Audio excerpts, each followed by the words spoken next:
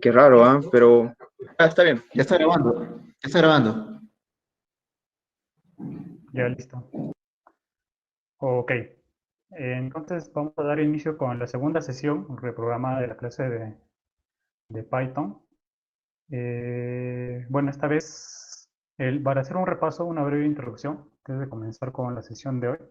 Lo que hemos visto en la anterior clase fue todo el tema de lo que son variables, definición de variables, y básicamente un poco de introducción de Python, la sintaxis, operadores, las operaciones que se pueden hacer con ello y bueno, y algunos métodos que al final no nos mucho tiempo, pero sí mencioné, ¿no? Los tipos de métodos que se pueden utilizar. Por métodos me refiero a funciones, funciones que tiene Python por defecto para poder trabajar ya sea con listas, con strings, con tuplas, con diccionarios, ¿bien?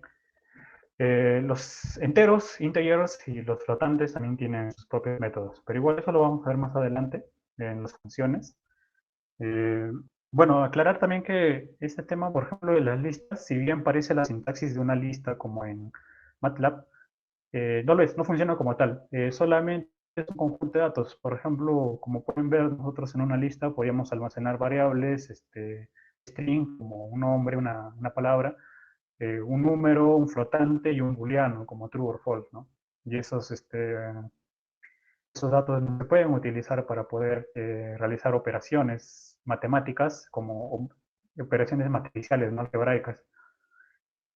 Para ello se utiliza una librería aparte, que la vamos a ver en la próxima sesión para aplicaciones de hidrología, donde sí se puede trabajar, ¿no? Se hace mención a las listas porque de todas maneras se almacena la información en listas, ¿no? Algunos, o se puede almacenar la información como por ejemplo una tabla o un conjunto de datos, ¿no? Que sí vienen a ser parte de una lista. Pero para poder trabajarlos como matricialmente se necesita convertirlos en otro tipo de objeto, el cual es provisto por dicho módulo, ¿no? Que es el módulo NumPy, ya como voy adelantando. Muy bien, lo que vamos a ver hoy día, vamos a empezar con estructuras de control de flujo. Como había mencionado en la anterior clase, Python es un lenguaje de programación que tiene varias particularidades, ¿no? Una de sus características era que su programación era estructural. ¿Por qué? Porque utiliza estructuras, valga la redundancia, de control de flujo, no solo y datos estructurados. Es decir, sentencias una tras otra y para ejecutar una función y un código, ¿no? Entonces, lo primero que hay que saber como estructura de control de flujo es que hacemos referencia a dos tipos en general, que son las estructuras de control condicional y las iterativas. Bueno, la vamos a ver ahora, pero antes de ello debo hacer mención de lo que es el concepto de indentación, que es muy importante en el tema de la sintaxis, ¿no? Por indentación se define como espacio utilizado en un lenguaje informático. En el caso de Python es obligatorio para este tipo de estructuras de control y también para funciones.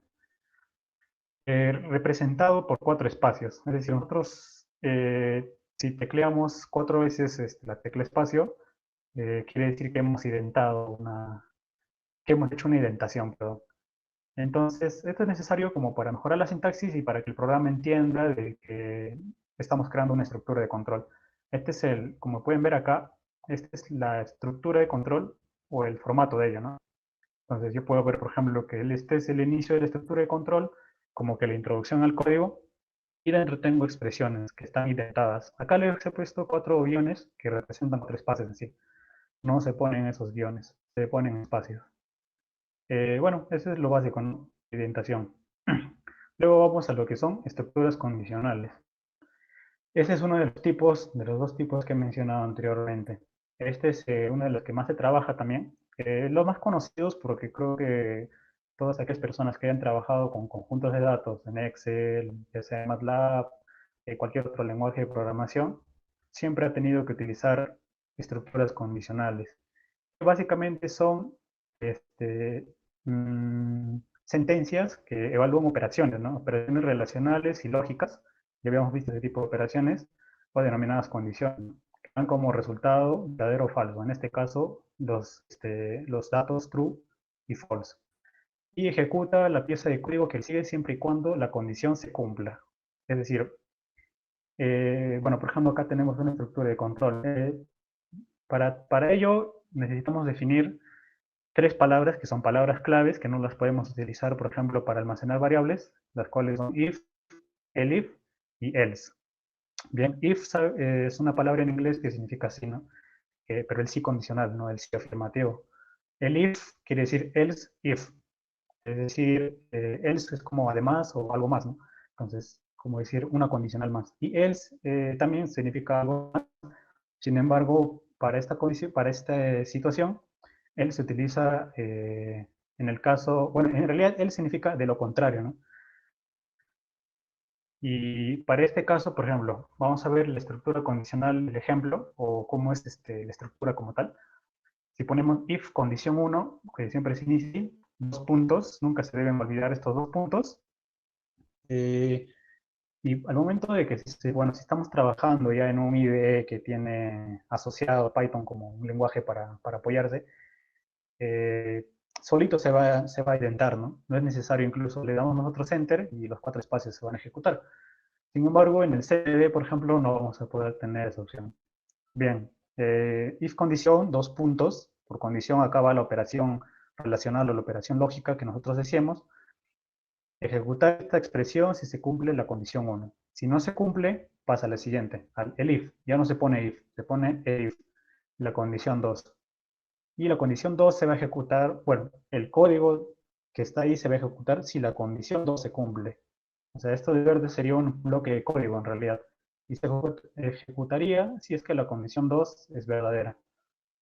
El if también es una condición más, si quiere le ponemos. Y finalmente un else. Él se utiliza para cuando, por ejemplo, podemos utilizar solo if else, if condición 1, se ejecuta una expresión. Es decir, cuando sea verdadero la condición, se ejecuta el código. Y el else se utiliza como para, en caso de que no se ejecute dicha condición, en caso de que sea false, ¿no? En otras palabras, se ejecuta esta condición. Acá le he puesto ejecutar esta expresión si no se cumple ninguna de las anteriores. Bien, en este caso, por ejemplo, como tengo tres condicionales, else vendría a ser el caso en el cual no se cumple ninguna de estas tres condiciones, si lo que resta, ¿no? Y se ejecutaría la condición. Bien, vamos a tener un primer ejemplo, que sería este de acá. Entonces, para ello abrimos, por ejemplo, el CMD. Vamos a ver en el CMD primero, para ver cómo funciona. Estoy acá en el terminal de Windows. Y lo que voy a hacer es, primero, ejecutar Python. Primero, antes de todo, voy a empezar a trabajar con carpetas y scripts. Para eso voy a crear una carpeta denominada códigos. Este lo voy a renombrar porque ya lo tenía.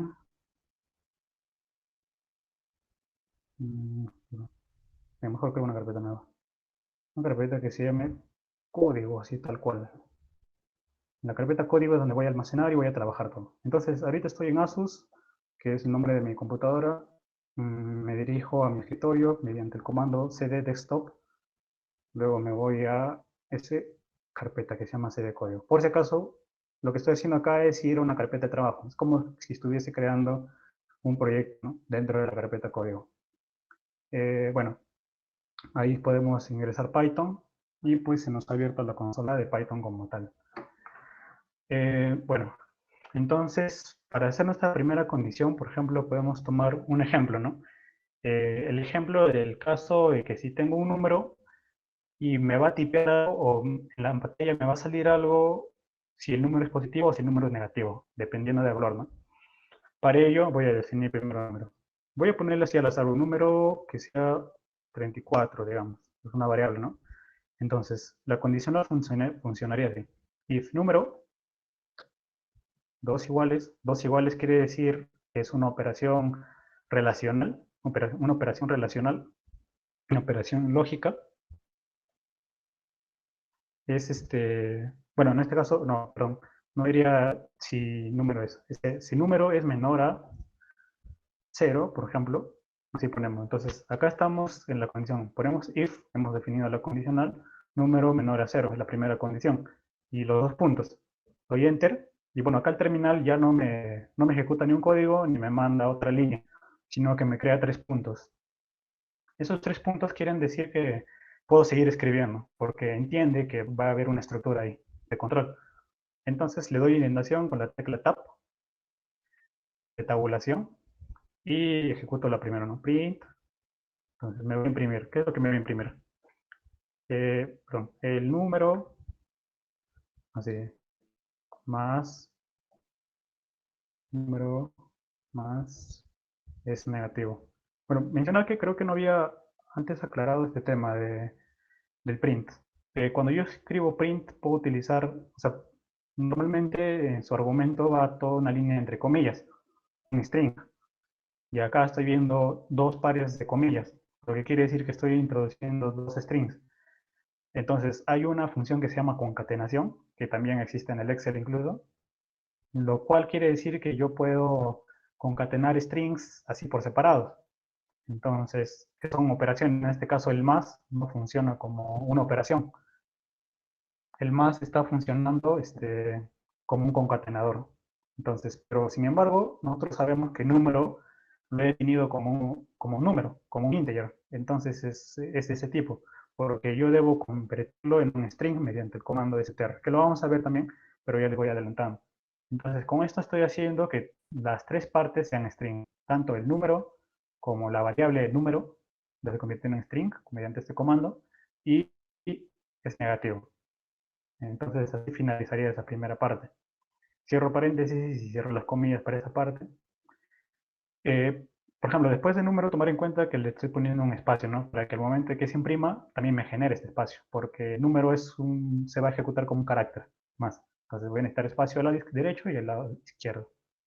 Le doy Enter y bien, no me identa porque, bueno, podría volver a indentar, pero lo sigo. Porque ahora quiero la segunda condición. Cuando hago la segunda condición, ya no vuelvo a hacer mi indentación, sino a la altura del primer if, porque es una condicional también. Entonces, pongo el if. Si el número es menor a 0, el número es negativo. Bien, ahora ¿qué pasa si el número es mayor a 0? Dos puntos, print, el número, más str, número, más el otro string es positivo. Ya tengo la segunda parte. ¿Y qué pasa, por ejemplo, ahorita si es mayor o menor, pero qué pasa si fuese 0, ¿no? El if número, ahora sí el equivalente 0, es decir, el operador relacional igual, 0 print, el número más string, o sea, eso es para que me imprima el número y el valor de dicho número, ¿no? Esta parte de la variable es 0. Bueno, sería redundante, en realidad no me va a salir el número 0 es 0, pero bueno, para ejemplo, para partes prácticas. Y al final le pongo un else. O sea, ¿qué pasa si ninguna de estas tres condiciones se cumplen? ¿Eso es posible? Sí, porque el usuario podría ingresar un string, por ejemplo, podría ingresar un booleano. Entonces, ninguno de ellos entra en el grupo de integers, ¿no? Números, ¿no? Que se pueden ordenar. Entonces, pongo print, que es solamente un string, dato ingresado, no válido. Y bien, con eso termina mi función. Entonces le doy un enter y me sigue apareciendo los tres puntos. Si le vuelvo a dar otro enter, pues me dice el número 34 es positivo. ¿Por qué? Bueno, está ejecutado mi código, ¿no? Entonces es así como funcionan los condicionales o las estructuras de control. Ahora, si yo quisiera volver a ejecutar, tendría que poner número, de nuevo volver a cambiar y volver a poner mi definición, porque el código, porque no es muy interactivo en esta parte, ¿no? O sea, es interactivo, pero no ayuda mucho, ¿no? Entonces, ya en estos momentos, por ejemplo, conviene hacer un script de lo que es el código. Para eso lo puedo hacer en un blog de notas en el Sublime Text, por ejemplo, ¿no? Que eran editores de texto. Como por ejemplo, ver, yo tenía el código, ese mismo código escrito. Voy a crear acá un nuevo archivo. Le voy a poner versión 2, parte 1, y esto sería condicional, ¿no? Entonces, acá, dense cuenta que me ha aparecido el formato TXT. Lo tengo que cambiar. Lo puedo cambiar desde acá también. O sea, puede haber creado desde el mismo blog de notas, pero puede ser desde acá. Y le doy y ya. Me lo reconoce como un archivo Python, ¿no? Como el dibujito. Entonces, si le doy doble clic, no se va a abrir nada, puede que sea error o cualquier cosa. Así que mejor simplemente se arrastra o se abre desde el editor de texto. Yo, para efectos prácticos, simplemente lo jalo, ¿no? Porque es más cómodo a mí. Entonces, puedo hacer lo mismo. Mira, voy a ejecutar. Creo que me da la opción. No. No puedo copiarlo. Bien, entonces lo voy a escribir, ¿no? Para evitar escribirlo, yo tenía ese código. Creo que está acá en la presentación.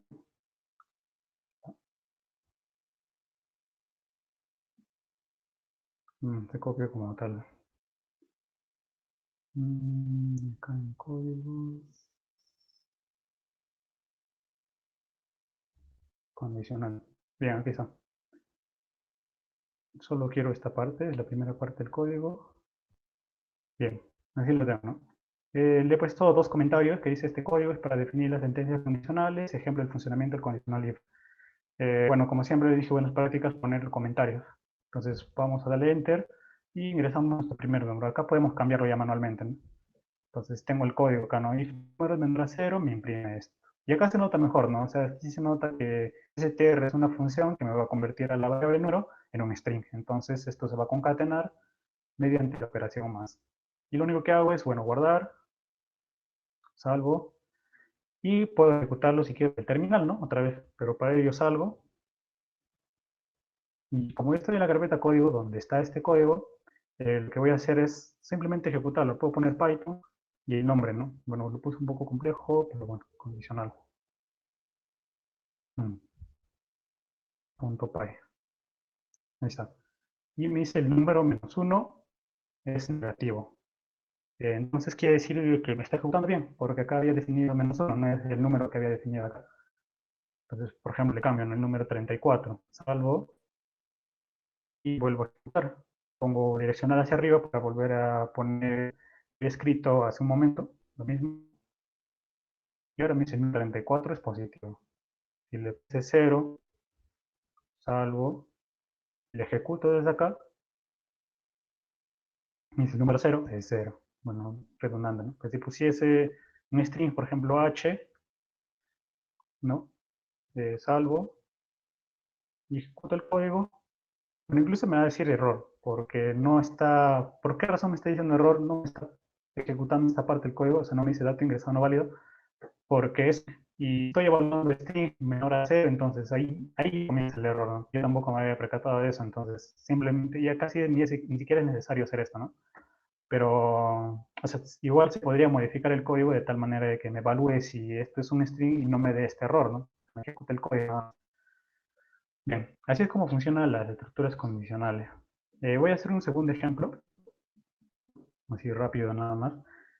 Por ejemplo, si quiero comprobar el orden de quién es mayor entre dos números. Tengo un número A, que va a ser, digamos, 34, y un número B, 56.4, digamos, así un floating. Entre floating y integer se pueden trabajar juntos. ¿Qué pasa? Si, si A es equivalente a B, o sea, si los dos números son iguales, o sea, si los valores de los dos números son iguales, imprimo A es igual a B. Entonces ahí termina, simplemente. Luego else, puedo hacer esto, else, y crear un if dentro. También se puede hacer eso, para que vean. A es menor a B, imprimo, print. Y no se olviden nunca la indentación. Acá hay una indentación, acá hay dos indentaciones porque debajo de if debe haber otra indentación, ¿no? Entonces, A es menor a B. Vuelvo atrás, else. ¿Qué pasa? Lo restante sería que A mayor sea B, pero ya no es necesario ponerlo. A es mayor a B. Entonces ya tengo el código. Para que no se ejecute este código otra vez, lo voy a comentar. Hay una opción para comentar todo, ¿no? Que le ponga 3 comillas. 3 comillas adelante y 3 comillas atrás. Para esto lo selecciono y escribo 3 comillas. Y se me ha comentado todo. O sea, es lo mismo que comentar el hashtag o numeral. Sirve para comentar una línea.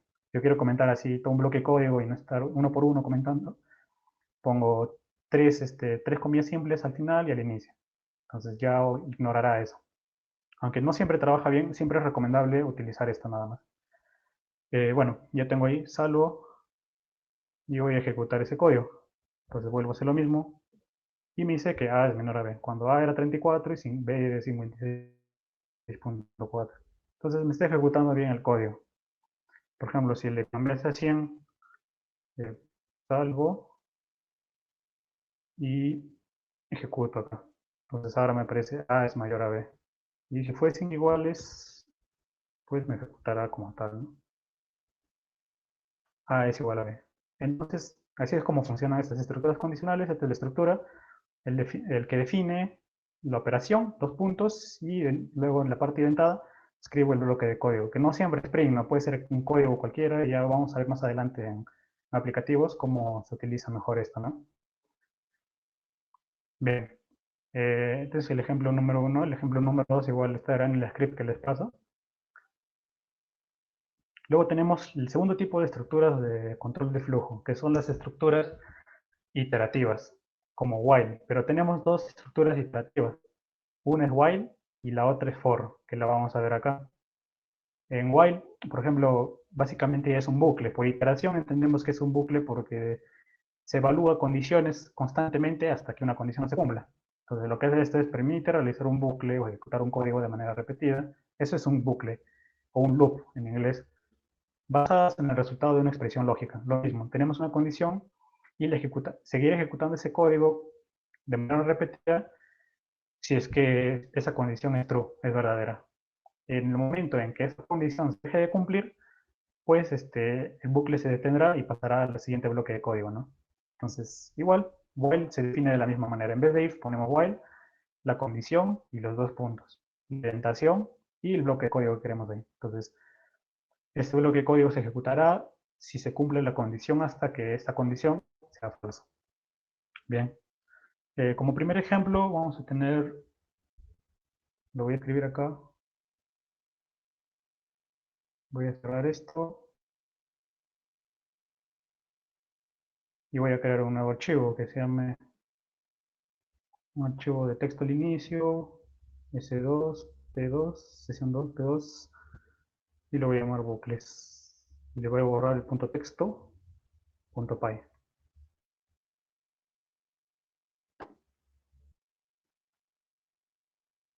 Por cierto, si es que alguno crea un texto y no puede cambiarle el formato, o sea, por más de que le ponga punto .py, sigue apareciendo como un texto, se va a una lista y tienen que seleccionar la opción acá en extensiones de nombre de archivo. El señalador que tengo no lo ubica a esta altura. Dice extensiones de nombre del archivo, para que yo vea la extensión, porque, miren, si no lo tengo así, ¿qué me ha pasado? Por ejemplo, creo un archivo y me lo crea archivo. Ahora le pongo punto .py y no pasa nada, sigue siendo un archivo de texto. No me cambió porque ahora voy a ver, por ejemplo, en propiedades y sigue siendo un archivo de texto. Es porque no he cambiado el formato. Entonces, si vuelvo a poner esto, me aparece punto .py y punto .text. Entonces, me ha reconocido como tal. Ese es en caso de que sí no funciona, ¿ok?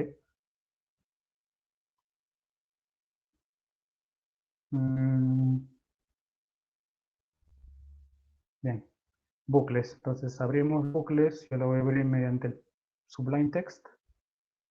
Entonces, voy a crear un primer código, ¿no? Voy a poner este código. Es para definir las sentencias iterativas. Bucles con la sentencia while. Entonces, un ejemplo de while, el más común para entenderlo, cómo funciona. Yo defino una variable i, siempre que se define i es igual a 0, y pongo while. O sea, estoy creando una variable i, y ahora le voy a poner while. O sea, while significa mientras, ¿no? Es en el español perdón, el inglés de mientras, de la palabra mientras. Entonces ya me está diciendo que es como un bucle, ¿no? Para entenderlo así.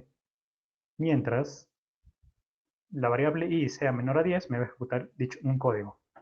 Print. Vamos a concatenar algo. El número, espacio, más string i más 1. Ahorita les digo por qué pongo i más 1. Más tiene el índice más string i. Entonces, lo que estoy haciendo acá es que me imprima el número str i más 1, porque yo he empezado a inicializar mi variable desde 0, que es una buena práctica en programación y es la más recomendable.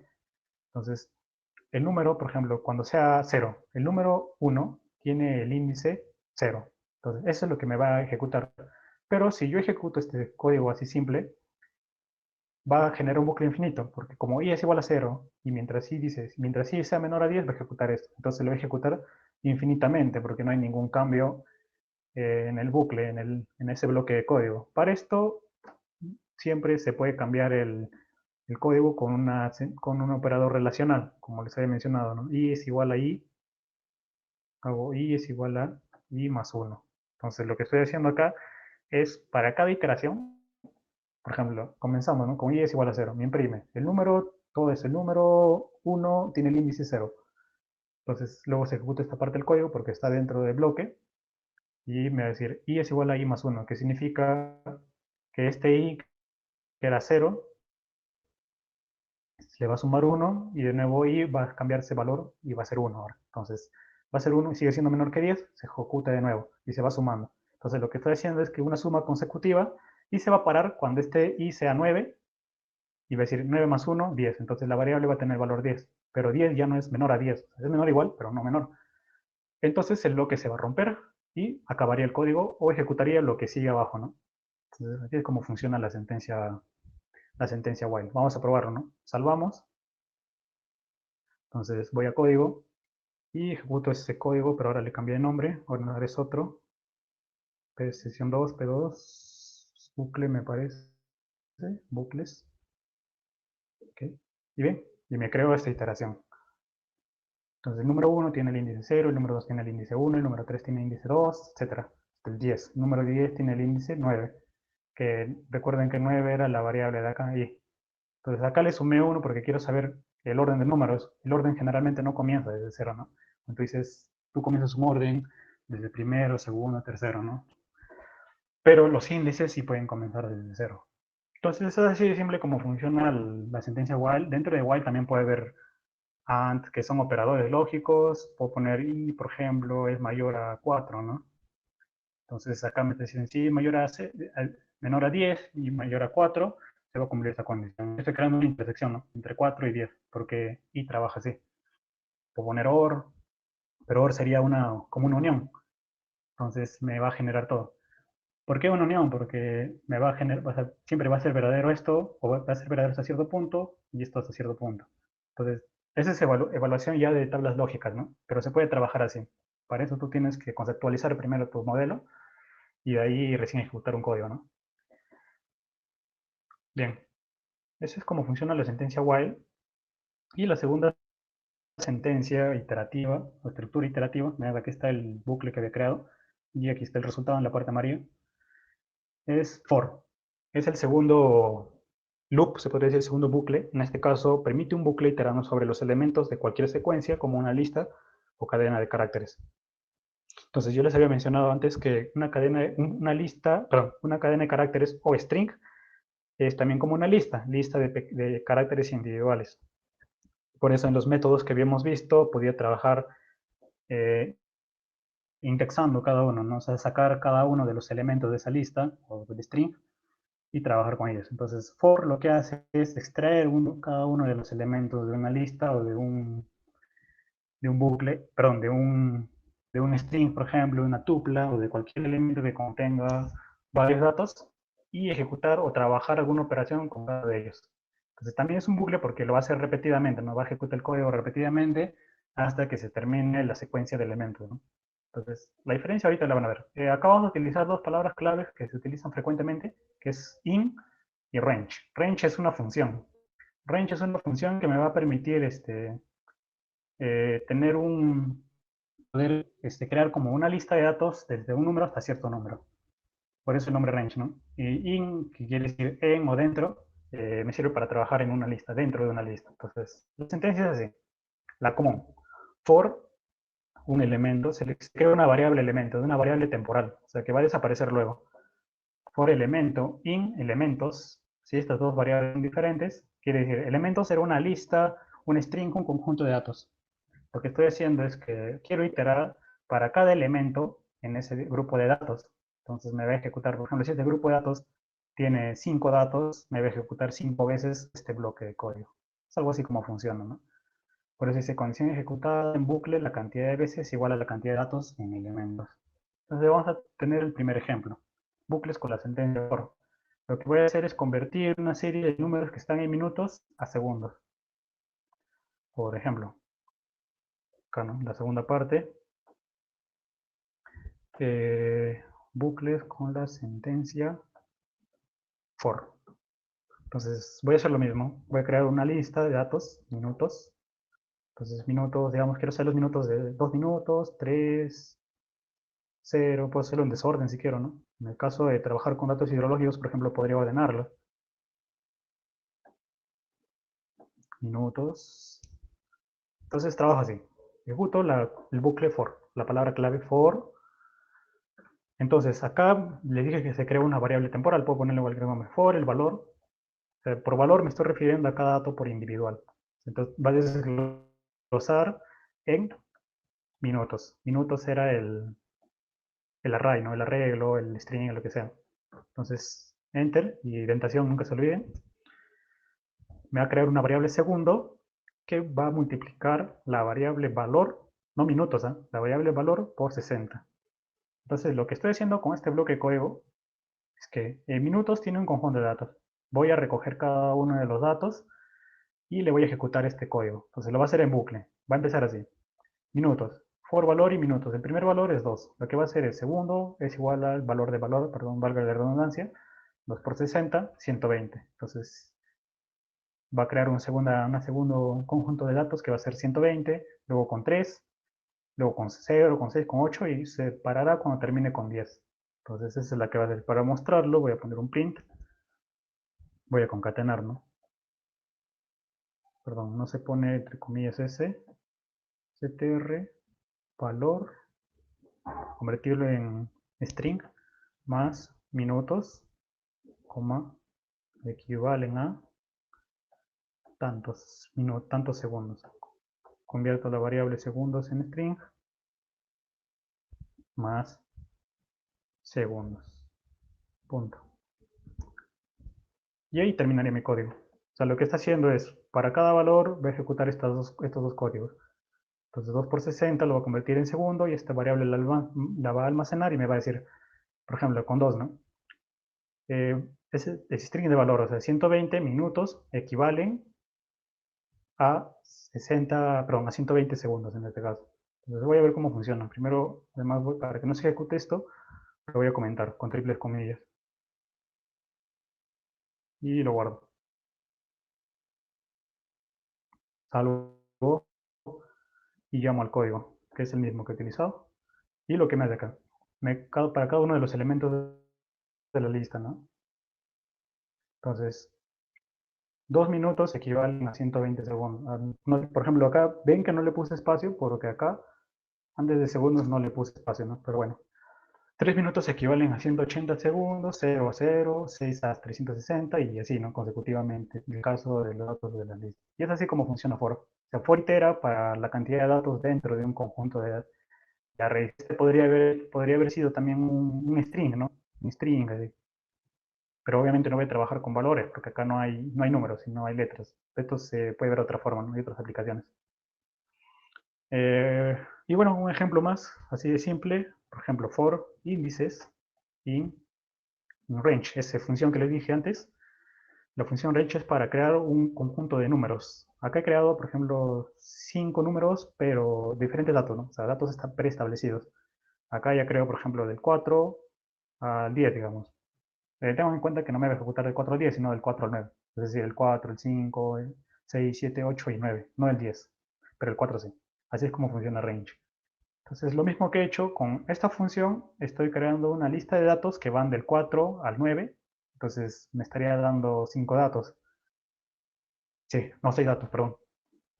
Para eso, por ejemplo, solo lo voy a imprimir a los 2 puntos. Y solito ves cuando pongo 2 puntos se crea la indentación.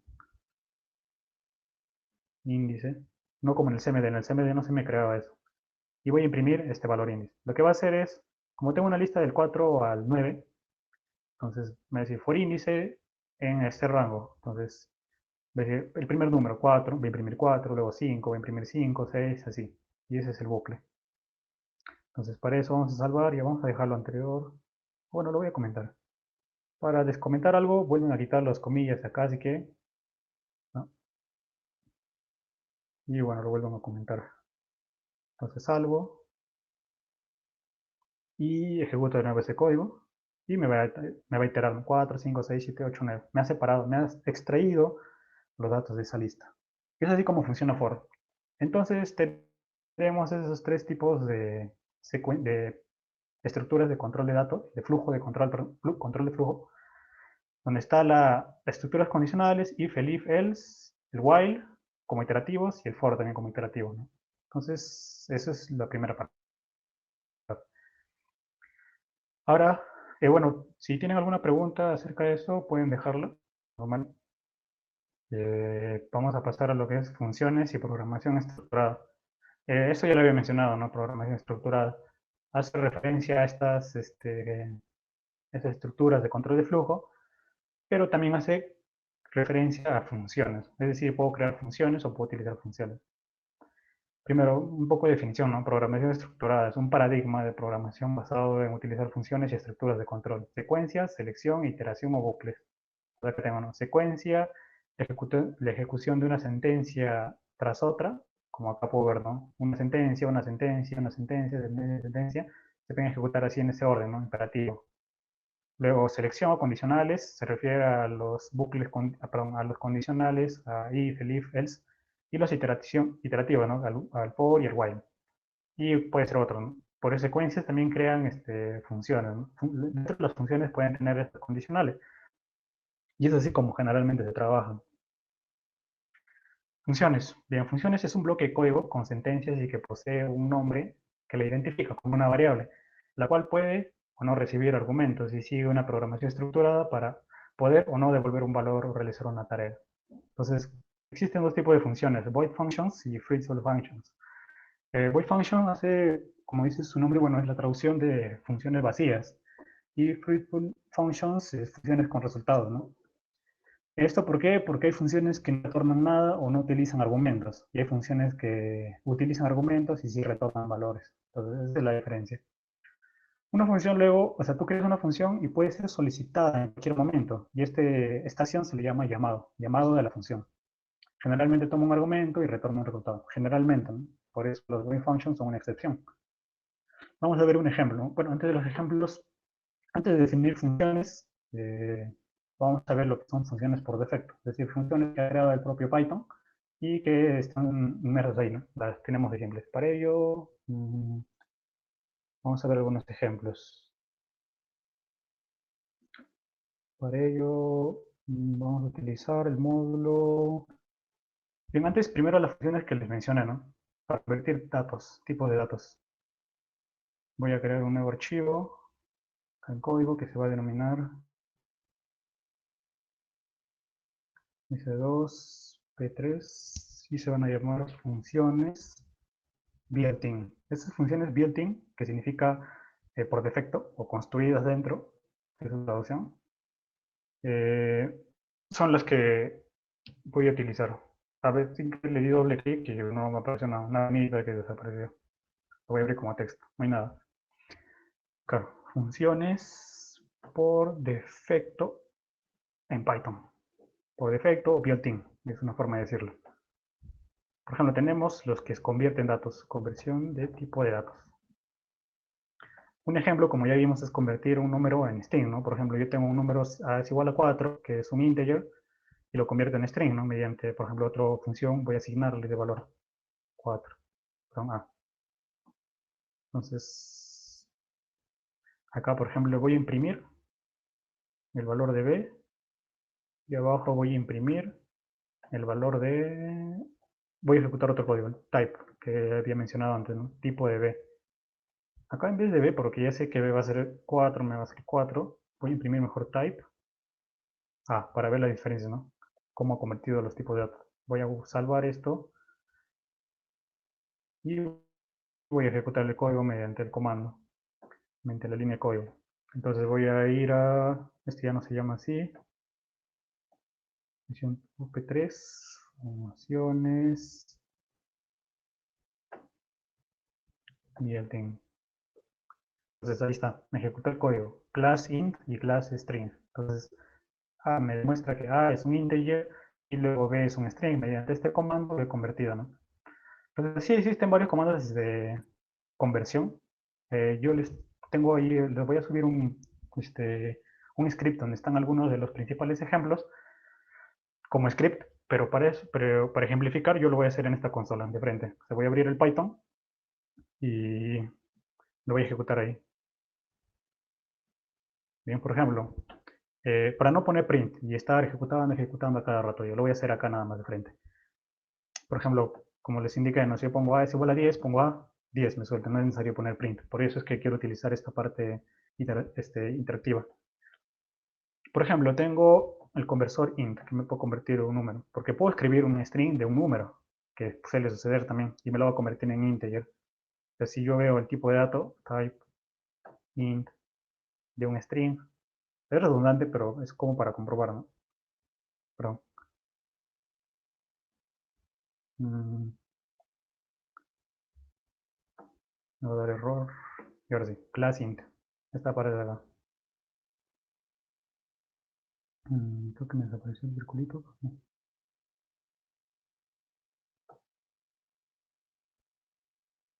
Bueno, pues estoy en esta parte, ¿no? Luego me voy a, por ejemplo, otra función es float. Todos tienen en la función del nombre de tipo de dato, ¿no? Por ejemplo, puedo convertir un número cualquiera en flotante, por ejemplo, 2030, y le doy enter y me va a soltar lo mismo, 2030.0, que ya indica que es un flotante.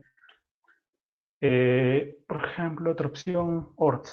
Ort significa, o sea, es un comando que se utiliza para convertir strings o caracteres en integers. Esto, ¿a qué hace alusión? Por ejemplo, yo pongo dentro S, por ejemplo. Entonces, en informática, para nosotros, las computadoras, para que reconozcan ya sea un número o una letra, cualquier parte de nuestro teclado, convierte o utiliza una codificación, puede ser el ASCII, o generalmente puede ser el UTF, por ejemplo, ¿no? Entonces, o caracteres Unicode. Esto quiere decir como que un carácter tiene un equivalente como número. ¿Por qué tiene un equivalente como un número? Porque luego este número se puede convertir a binario, y al convertirse en binarios son unos y ceros, la computadora ya la puede procesar. Por eso existe ese tipo. Bien, yo pongo ORTS, me da 115, es decir, el carácter S está representado por 115.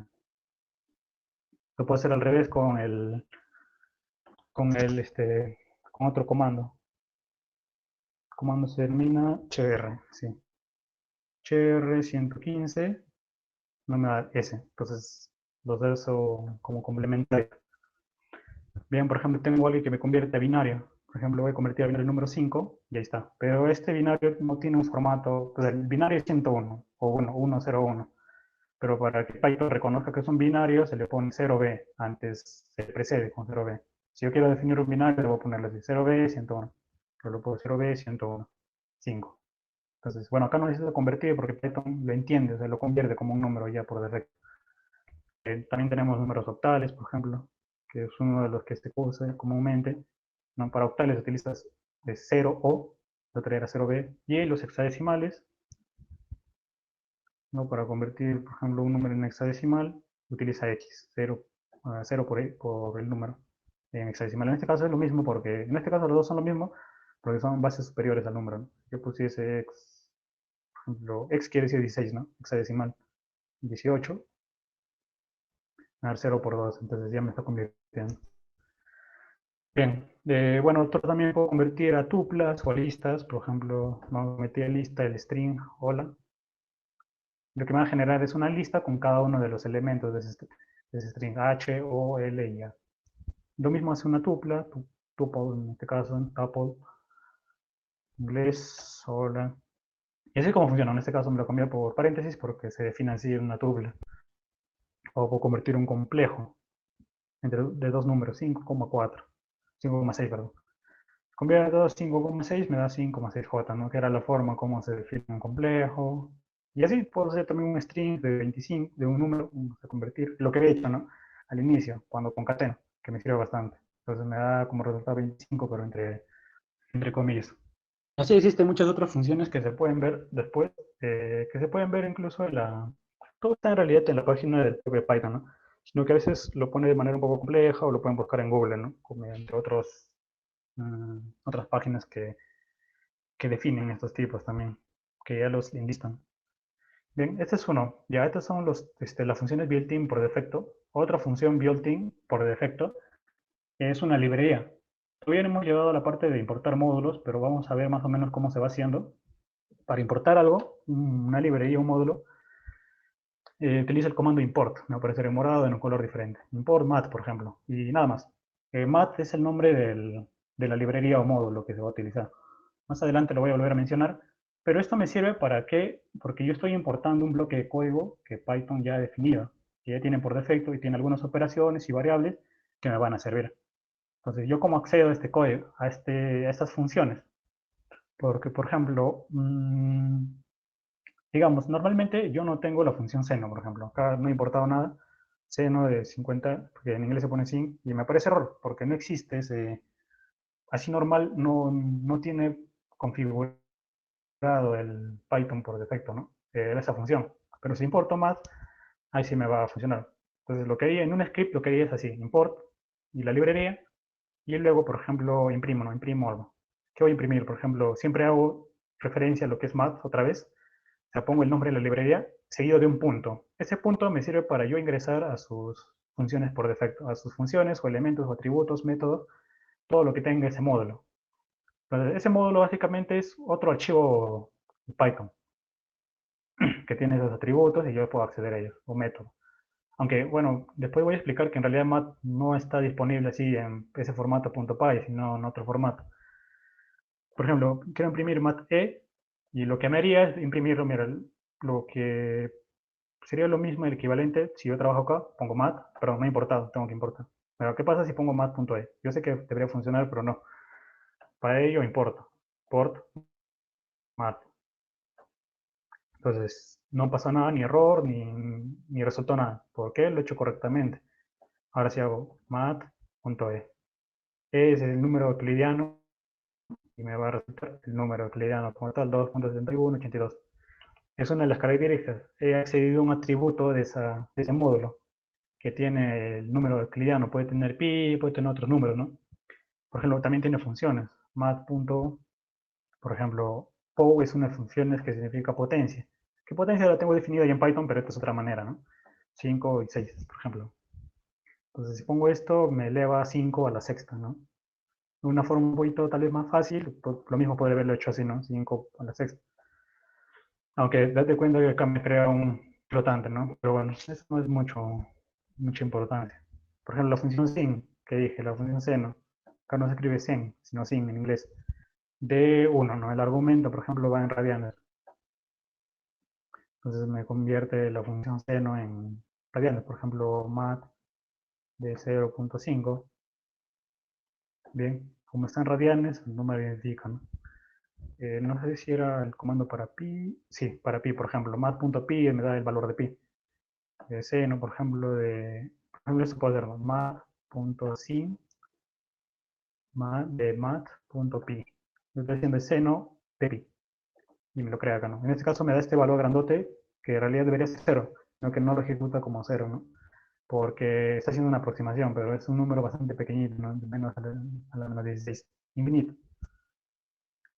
Luego, por ejemplo, conversor de radianes, ¿no? Mat.radians 180, por ejemplo, que me convierte sexagesimales en radianes. Me convertí 180 en radianes. Entonces 3.14, que es el valor de pi, ¿no?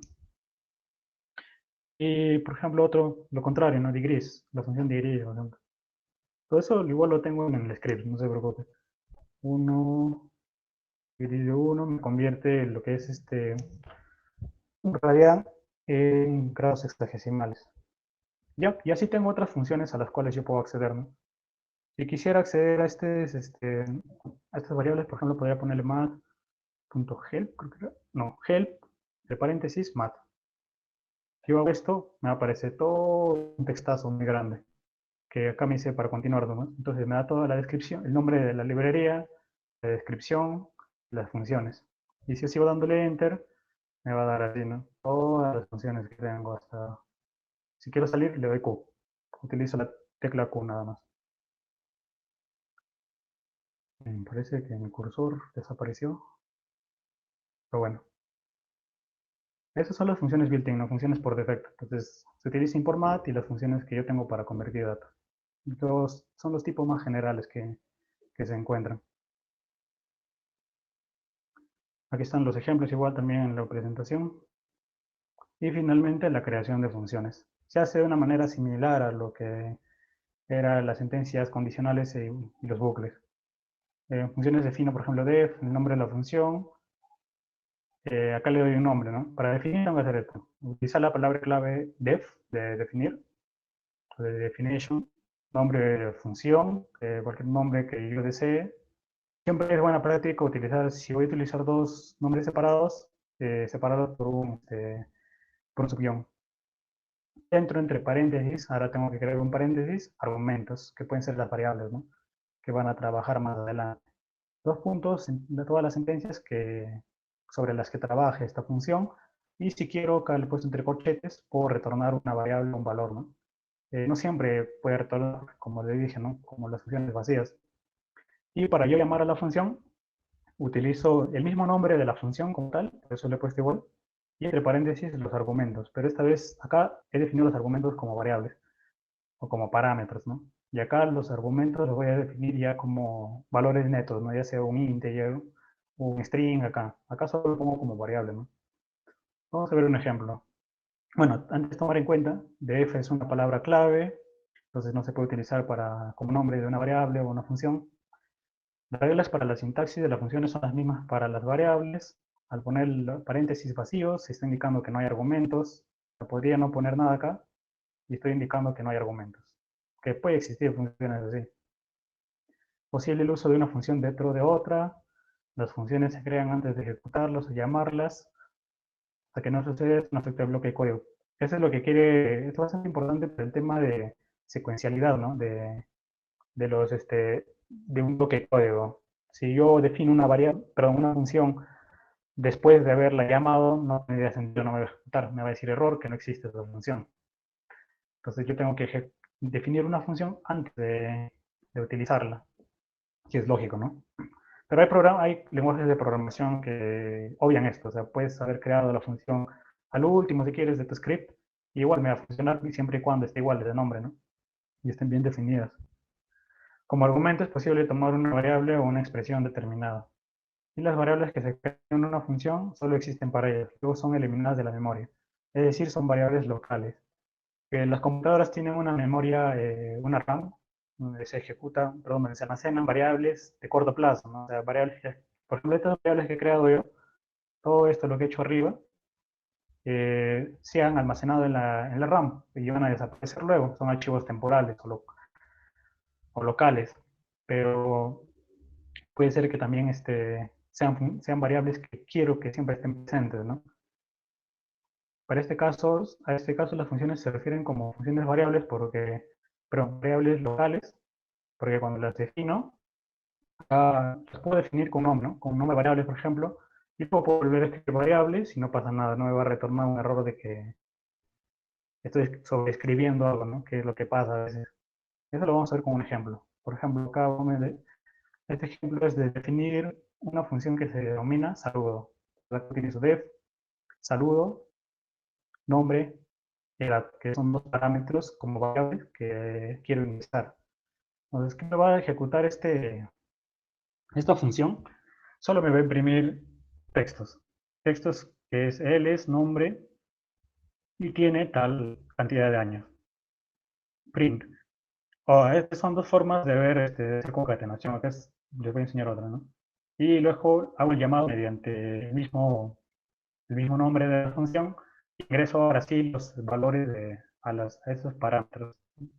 Que también puedo ingresar variables, pero que he definido antes. Por ejemplo, vamos a definición acá, una definición corta.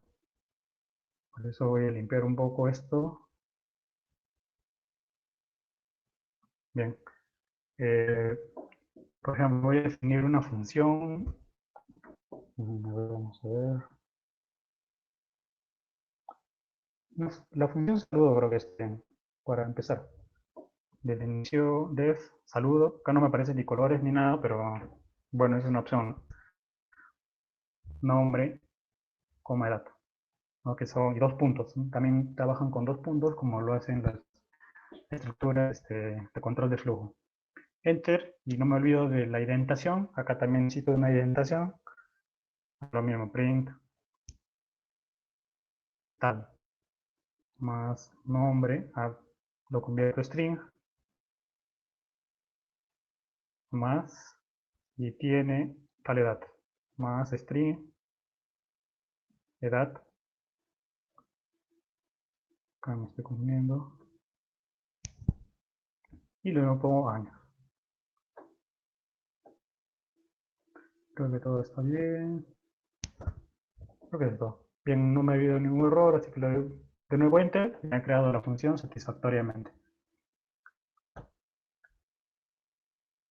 Por ejemplo, ahora quiero llamar a la función, quiero utilizar esa función. Como ya lo he definido, entonces no habrá ningún problema, pongo saludo, nombre y edad. Acá puedo poner, por ejemplo, nombre Jesús, digamos, y edad 30, digamos. ¿No? Entonces, lo que va a hacer es correlacionar cada una de las variables. A nombre le va a asignar el valor Jesús y a edad le va a asignar el valor 30.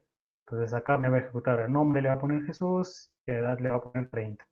Ayer me dice, él es Jesús y tiene 30 años. Entonces, así de simple es como funciona una función y así se define. También puede haber hecho esto. Crear la variable nombre César, por ejemplo, y edad, 40, digamos. Entonces, creo dos variables y no me... En primer lugar, estas dos variables no tienen nada que ver con eso. Por nada que ver me refiero a que esas variables se han creado acá para funcionar acá dentro de la estructura y después desaparecen. Ya no hay ningún problema, no se le asignó ningún valor. Nada, por eso es que puedo poner el mismo nombre del parámetro de la función. Entonces, lo que quiero es llamar de nuevo saludo. Ahora pongo las variables, nombre, edad, y me convierto, ¿no? El César tiene 40 años. ¿Y ya? Así de simple. Puedo, ahora lo que quieres ver es, puedo definir así también. Hacer esto, el print. Puedo hacer esto. Print. Hay otra forma de concatenar. Esta es una forma de concatenar, ¿no? Poner cada string por separado, hacer concatenación, si en caso hubiesen variables que no sean string y necesito convertirlas, ¿no? Pero también puedo hacer esto. Puedo poner una F y el string al costado. Digo, acá todo completo. Él es el nombre de la variable y tiene edad años. Y cierro las comillas y paréntesis. Pero para que reconozca que estoy trabajando con una variable, porque acá, si yo hago esto, me va a imprimir así, tal cual. Él es nombre y tiene edad años. Tengo que ponerle entre llaves a las variables.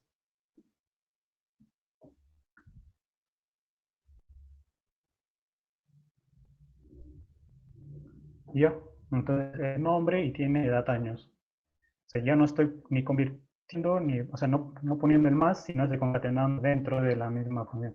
Esto utilizando el F, este F que está antes de las comillas, que significa el Fprint. Y lo único que es hago enter y también no hay problema, ¿no? Entonces llamo, ¿no? Saludo, Pedro, 20 años. Y lo mismo, Pedro y tiene 20 años. Fíjense que acá a veces no es necesario tampoco convertir, a veces era un integer y acá normal lo ha convertido, lo ha introducido. Es porque Python entiende ya que estás trabajando con esa función de print y lo va a convertir, ¿no? Bien, así es como se define una función, tal cual. Aquí están las dos formas, los dos dan los mismos resultados, por eso el output, que vendría a ser este rectángulo amarillo, viene a ser lo mismo, ¿no? El mismo contenido. Ahora tenemos entradas y aplicaciones básicas en Python. Así rápidamente las entradas input o inputs, así se les denomina. Todo programa tenemos en ARMAP, en QGIS, tenemos siempre un input, es decir, un archivo de entrada o de entrada, ¿no? Que es utilizada para pedir determinada información al usuario para asignar una variable. Así es como funciona la función input en Python. Es una función en este caso. El valor ingresado por el usuario tiene formato string, aunque sea un número. Ahora lo vamos a ver. ¿Cómo se inicializa un input? Se hace una variable, el nombre de una variable cualquiera, es igual a la función. input. Y entre paréntesis pongo un texto, una pregunta que yo quisiera antes de que yo le asigne un valor. Entonces, lo que va a hacer este input cuando yo ejecute, me va a pedir un dato, me va a pedir que yo le asigne un valor así tecleado desde mi computadora. Entonces, por eso acá el output en realidad tendría que ser el texto, pregunta que he puesto acá, y el valor ingresado de esta parte sería el valor ingresado por el usuario. Entonces, tal vez no se entienda así bien el esquema, pero vamos a ver un ejemplo. Por ejemplo, quiero crear una variable así. Variable es igual a input, función input, entre paréntesis. Voy a poner un texto. Ingrese un dato, le voy a poner así. Entonces, lo que me va a hacer es, si yo ejecuto este código, pues, le doy enter, me va a decir ingrese un dato y me va a dar la opción de escribir. Puedo escribir, por ejemplo, 45. Y no pasó nada, se ejecutó todo tranquilo. Y yo voy a ver, tipeo de nuevo variable para ver si es que se ha almacenado un dato y si efectivamente se ha almacenado un dato tipo string, no tipo int. Yo le he tipeado como si fuese un integer, pero lo almacena como un string. Entonces, input sirve para eso. Entonces, esto es bastante importante para solicitar ingreso de datos desde Python, la consola de Python, hacia nosotros, ¿no? De una forma de comunicación ya también de en dos sentidos. Entonces, yo puedo ingresar datos y también puedo pedirlos. Bueno, es como funciona input. Algunos ejemplos vamos a ver. Voy a crear para eso una nueva carpeta, un nuevo archivo.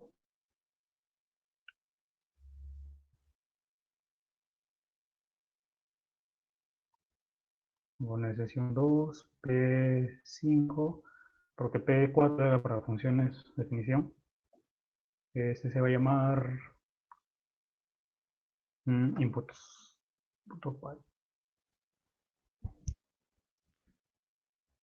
Bien. Por ejemplo, vamos a ver. Antes de todo, vamos a definir alguna función ya para completar ese bloque de códigos. Voy a crear una carpeta con un archivo que se llame sesión 2, P4 de funciones. Esta la voy a abrir. Listo. Quería hacer unos ejemplos como definición de otras funciones, porque lo que he hecho anteriormente era una función que utiliza la función print y técnicamente esa es una función que vacía, porque no retorna nada, no retorna ningún valor. Solo hace que mi terminal me exponga algo que yo quiero que se escriba, pero en términos de programación no es un retorno de un valor, no me sirve ese valor, no hay ningún valor ahí. Puedo definir así una función, ¿no? Por ejemplo, la función cubo, digamos, quiero hacer la función que sea el cubo de un número. Def cubo y dentro un parámetro que se llame número. Dos puntos y ya. Entonces, puedo hacer esto, crear una variable resultado que me multiplique 3 veces número, porque ese es el concepto del cubo, ¿no? Multiplicar 3 veces un número.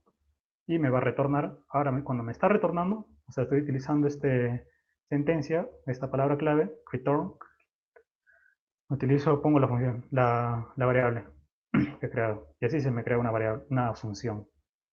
Y yo la llamo.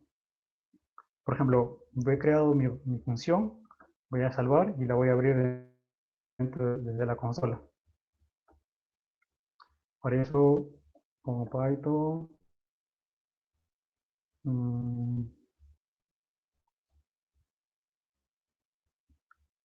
llamada 4,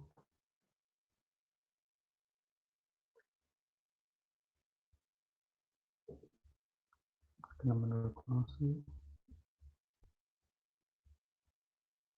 Parece que no me ejecuta.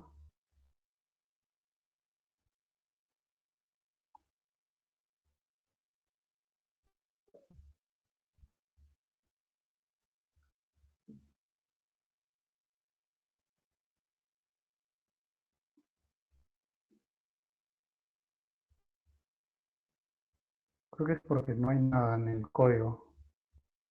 Entonces voy a hacer lo mismo dentro de la voy a ver consola de Python. Voy a definir lo mismo. De cubo, número, dos puntos, indentación, resultado es igual a número por número por número. Indentación, vamos a retornar resultado. no he definido correctamente.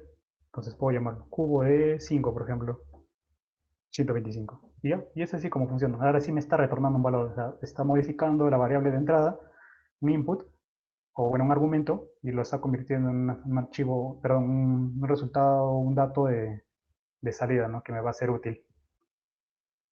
Así, por ejemplo, tenemos lo que son las funciones recursivas. Funciones recursivas, por ejemplo, son funciones que están dentro de la función y se genera como un bucle. Un ejemplo, por ejemplo, factorial. La definición de factorial.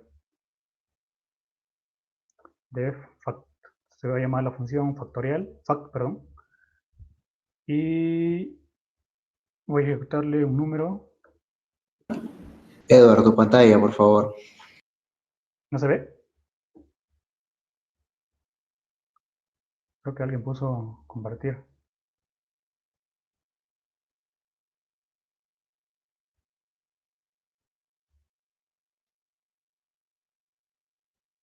Ya. Ahora sí. Bien.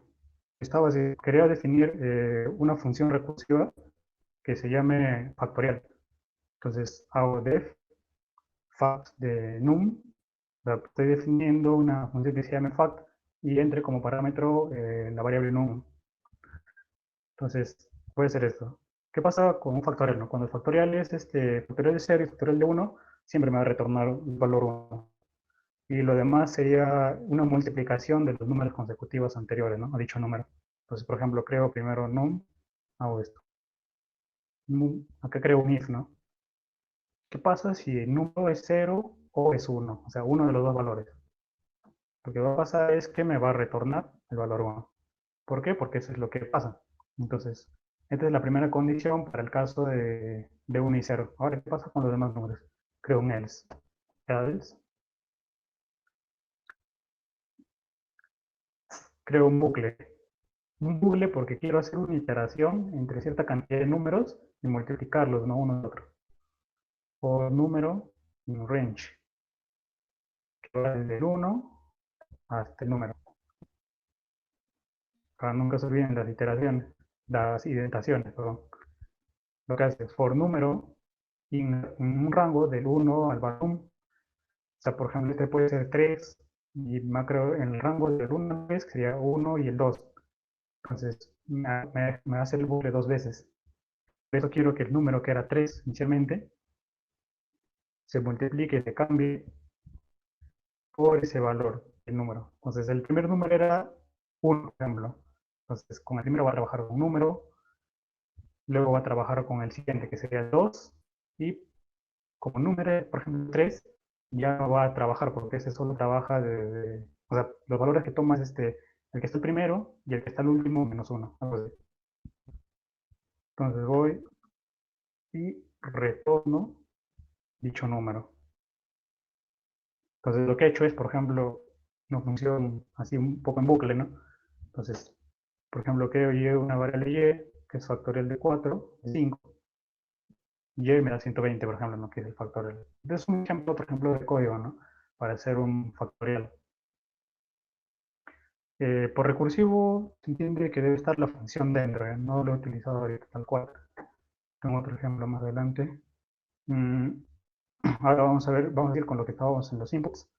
Algunas aplicaciones.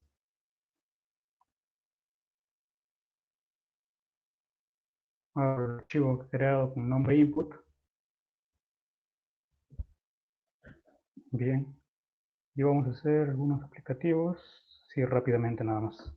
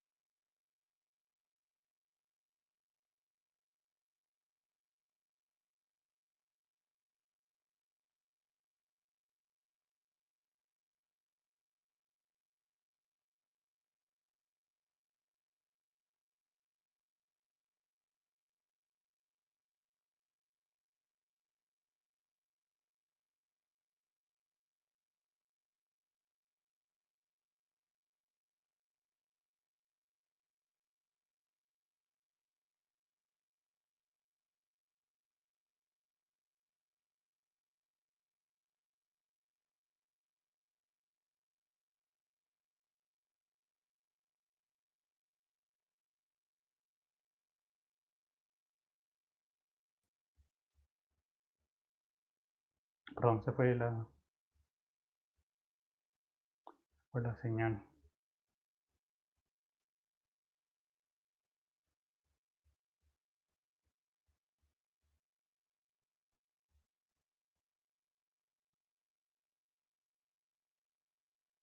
Y ahora sí. No, lo que había hecho es crear dos variables, ponerle input a cada uno. Me pida pues este string, quiere decir que en la pantalla de la consola me va a decir ingresa un número y yo voy a tener que ingresar un número. Ingresa otro número y ya. Y el resultado va a ser la suma de ese número. Y al final voy a imprimir print resultado. Bien, voy a guardar y lo voy a ejecutar desde acá. Código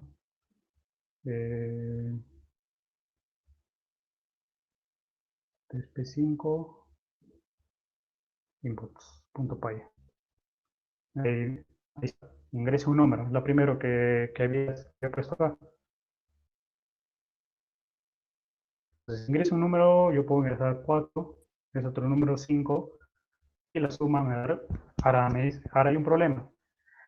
Me dio 45. ¿Por qué? Porque les había dicho que cuando se utiliza el comando input, me devuelve este string. O sea, yo tipeo algo y a la variable le asigna un dato string. Entonces lo que he hecho es 4 más 5, lo he tomado como una concatenación. Para ello, se le pone un int antes. Int que va a convertir ese string, lo va a convertir en un número entero. Entonces, ahora sí podría ejecutar de nuevo, ¿no? 4, 5, perdón, me he guardado. 4, 5, ahora sí me da que es la suma de estos dos números, ¿no? Es un ejemplo de suma básica, por ejemplo, que tomar en cuenta esta conversión para hacer operaciones matemáticas de los ints. Por ejemplo, una calculadora. Ejemplo 2, calculadora. Un poco más complejo. Vamos a crear tres variables. Número 1, lo voy a convertir en flotante, input, y voy a pedir que ingrese un número. Luego, num2, flotante, input, o sea, le estoy pidiendo que yo voy a ingresar un número, va a ser un string, y lo voy a convertir en un flotante. Es lo que me interesa para ampliar un poco el ejemplo, ¿no? Y otra variable que se llama operación, que este sí no lo voy a convertir porque una operación, como puede ser más o menos, si es un carácter. Sí puede funcionar como un string y lo va a reconocer así. Input, es el operador. Entonces la calculadora va a trabajar así. If op, que es el operador. Si el operador fuese el string más, va a ejecutar esto. Me va a imprimir num1 más num2. Y el if. Sí. Además, si el operador es igual menos, me va a imprimir num1 menos num2. El if, si el OP es igual a división, que esta barra me va a imprimir num1 entre num2. Último, el if, si el OP es igual a asterisco, que es el multiplicación, me va a imprimir num1 por num2. Y else, por si acaso, ¿qué pasa si no si pongo otro carácter? Porque así, ahora sí van a ser caracteres, pongo operador inválido.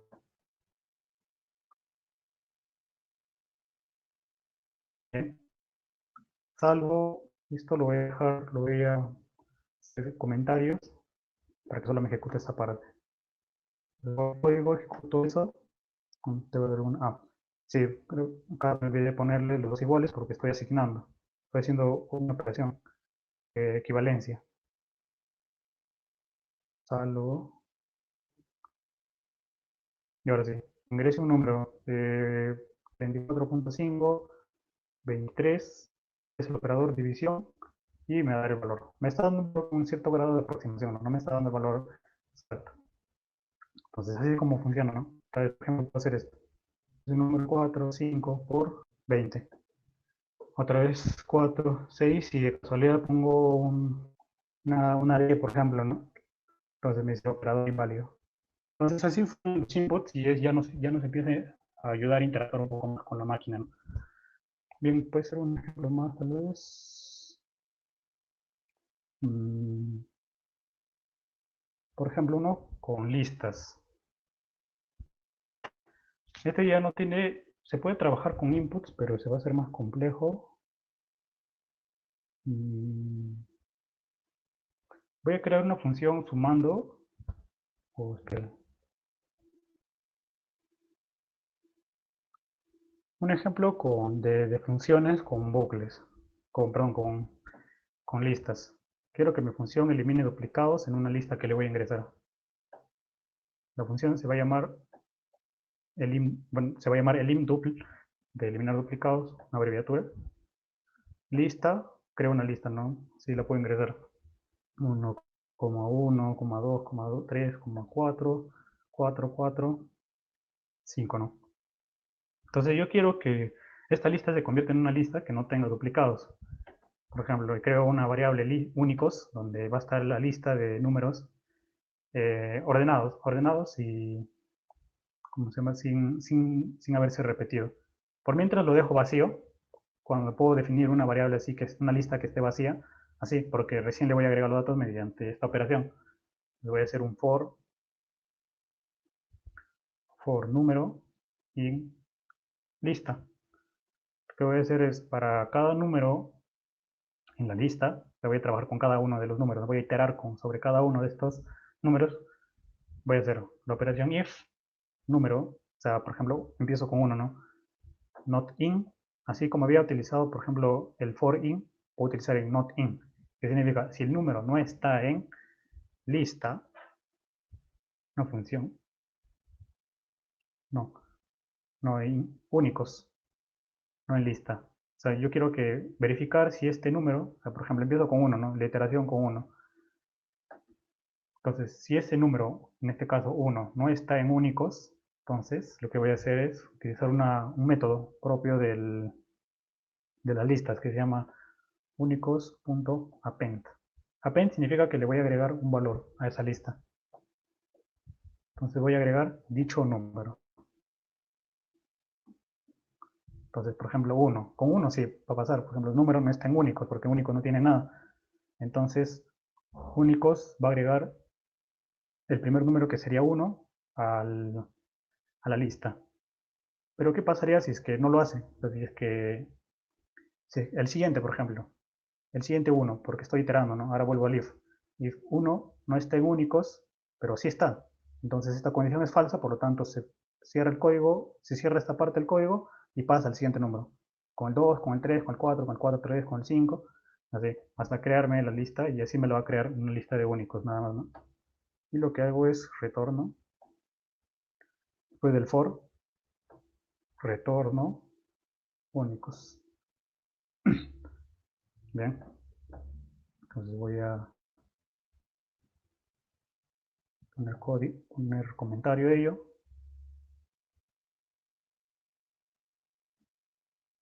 Salvo y ejecuto. Bueno, en este caso no me va a ejecutar porque, o sea, como estoy trabajando acá, no tiene ningún resultado. Porque me debía aceptar la lista.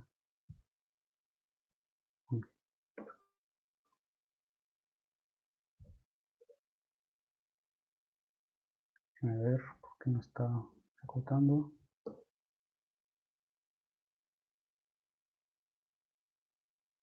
¿Ves? Porque está definido. Porque está definido y no lo he llamado.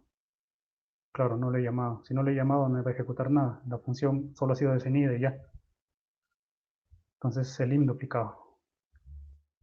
Voy a imprimir, como me va a retornar un valor, el lim duplicado va a ser igual a ese valor retornado. Print, salvo.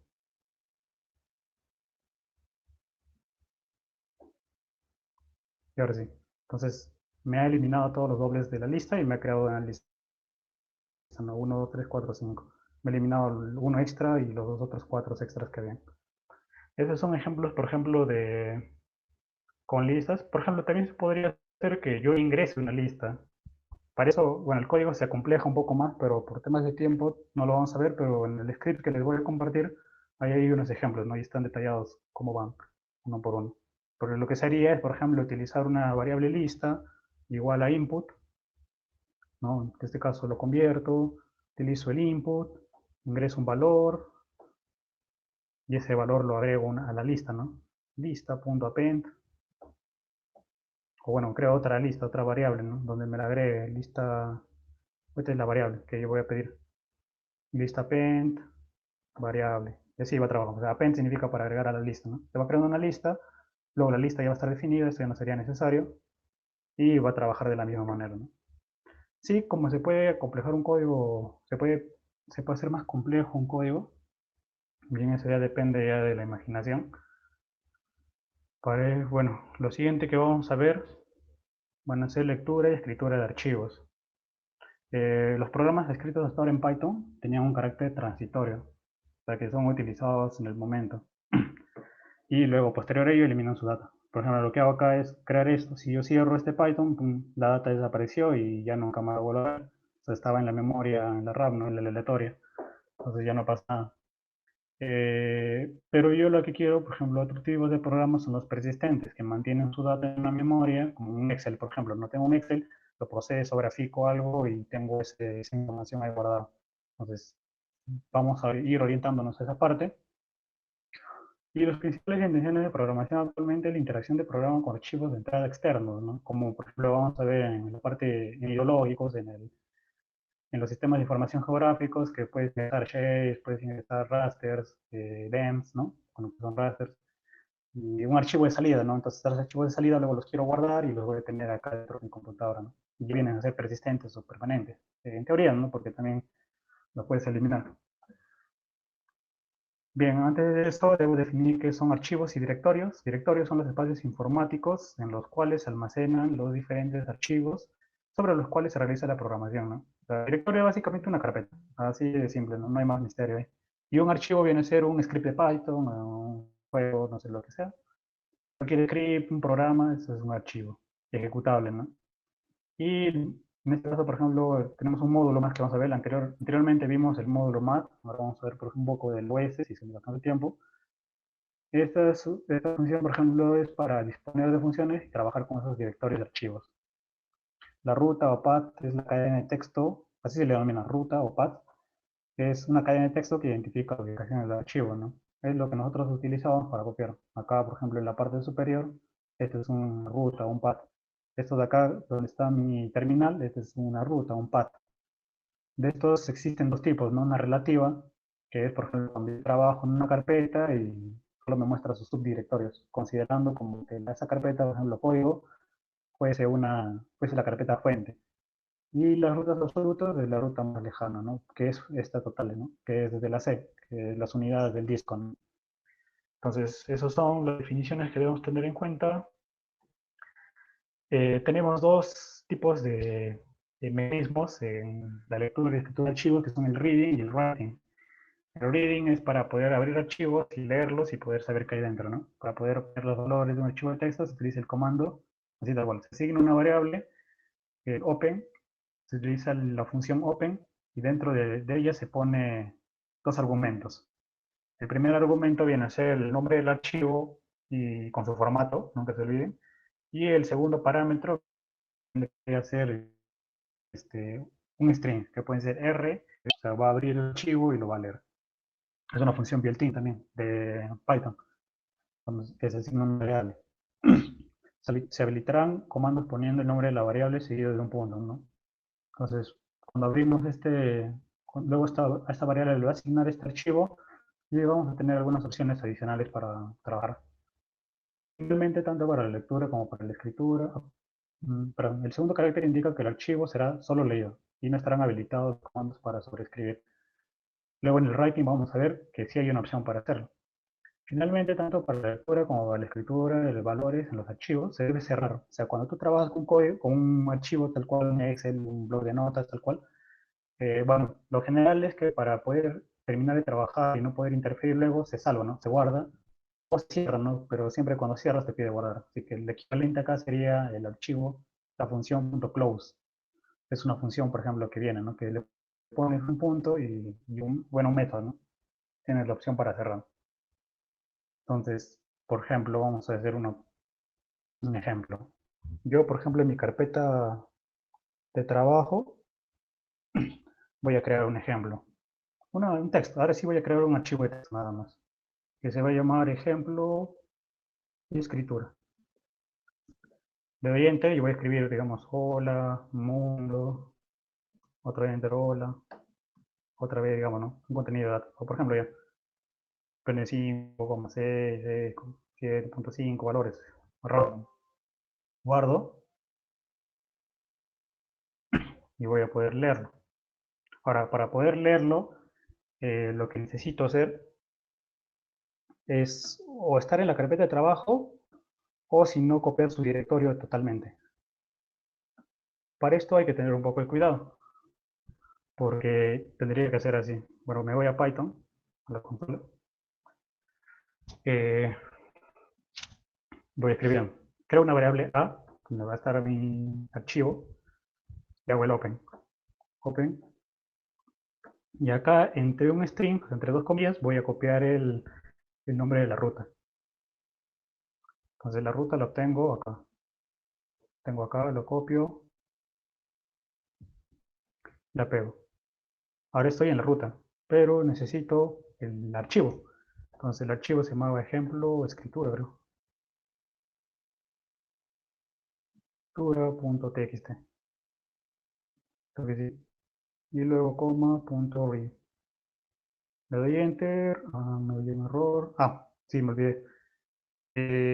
Cuando estoy trabajando con este, no sé si recuerdan que cuando utilizábamos el slash invertido al costado de algunas letras en particulares, si no lo mencioné, por ejemplo, acá lo vamos a ver, para que se vea a colores, ¿no?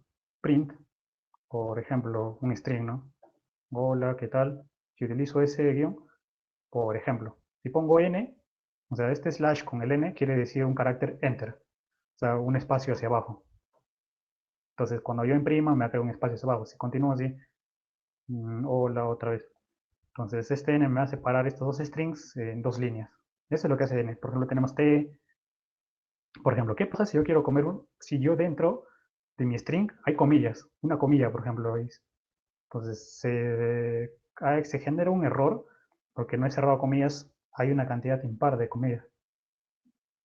Por eso se utiliza el slash invertido. Yo utilizo el slash invertido y estoy diciendo que esa comilla va a funcionar como un carácter dentro de esa función. Entonces, ahora sí tendría, cuando lo ejecute, me va a ejecutar normal, porque está dentro, ¿no? Y va a obviar este slash y me va a crear solamente la comilla. Entonces, tengo así el n, el t que significa el tab. Por ejemplo, puedo crear doble barra, ¿no? Para el caso de que tuviese dobles barras. Y bueno, acá lo que me faltó es eso. Entonces, ¿qué hago? Por ejemplo, acá hay varias barras. Entonces, una opción sería ponerle a cada uno una barra antecedente para que reconozca que es un string completo y las barras sean caracteres. Pero algo práctico es utilizar la letra R antes del string. Que la letra R me está diciendo que significa row. Sí, row. Que significa que va a convertir o sea, raw es como crudo, ¿no? Duro, algo así. Entonces, me va a convertir toda esta línea de texto en algo crudo, en algo totalmente, una línea de caracteres, ¿no? No importa los caracteres que hay adentro. Entonces, aparentemente, así sí debería ejecutarme. Y sí, ya no hay ningún problema, ya no me aparece el error de antes. Ya asignado a la variable A, dicho archivo, ¿no? Si pongo A, bueno, me aparece el texto, pero me aparece de una forma muy fea, ¿no? Así como que el nombre, y yo no quiero eso. Por eso yo tengo algunos comandos, ¿no? Por ejemplo, primer comando a.readable. O sea, readable que significa leíble, algo así, ¿no? Entonces, y me va a dar un true o un false. Me dice true porque sí puedo leerlo, o sea, se ha sido capaz de leerlo. Si no existiese o no fuese capaz de leerlo, me va a decir false. Ahora voy a leerlo, por ejemplo, a.read y me lo lee, ¿no? Hola. Y acá ven, por ejemplo, los caracteres, ¿no? O sea, yo acá en el archivo, bueno, el archivo, recuerden que yo le había puesto entre entres, hola, abajo mundo, abajo 5,6, abajo 7.5. Estos enters me lo he reconocido como un carácter más, que es el slash invertido con el n, acá y acá. Entonces, también en ese momento lo reconoce y hay que tener cuidado con eso. Otra función readline que me dé la primera línea. Siempre hay un problemita cuando ejecuto estos dos códigos a la vez. O sea, debe haber ejecutado solamente uno de ellos. Vuelvo a asignar a la variable, hago la función. Y así, me crea la primera línea. Si vuelvo a ponerlo, y vuelvo a ejecutar la misma función, la segunda línea, así la tercera y la cuarta. ¿Ya? Entonces vuelvo a reasignarle a la variable el archivo, porque a veces pasa como que desapareciera la data cuando pongo la función read. Bien, y la función readLines es para, o sea, ahora en plural, para leer todos los datos como una lista. Entonces, taola, el enter, mundo, el enter, 5.6 el enter y el último valor. Entonces, así es como me está leyendo los archivos, ¿no? También puede ser, bueno, reasigno otra vez por caso, por línea, sí. Aquí estoy utilizando un for línea. Trabajo, como es como a.readline me da una lista, voy a extraer cada una de esas líneas. Presentación, primas, líneas. Y bien, y ya para no seguir teniendo problemas, cierro el archivo a.close y ya acabó. Pero el texto sigue ahí. Entonces, close es como una manera de cerrar, pero a la variable sigue asignada en el archivo, ¿no? Entonces, este close también es una buena práctica y no se debe olvidar. Ahora, si yo quiero crear un archivo, también puedo hacerlo. Ahora, lo que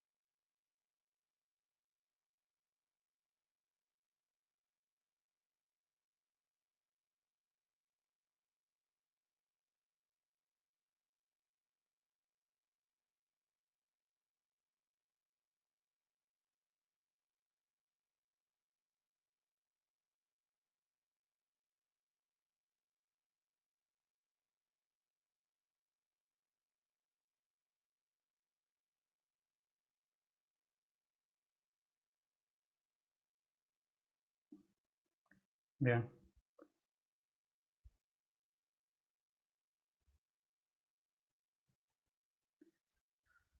Bueno.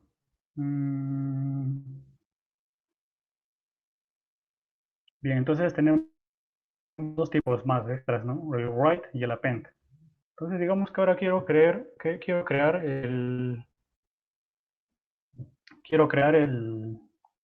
un nuevo archivo, ¿ya?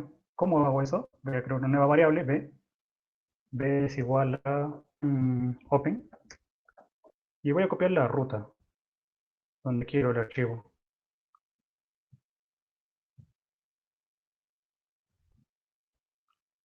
Que sea dentro de un string y una R antes.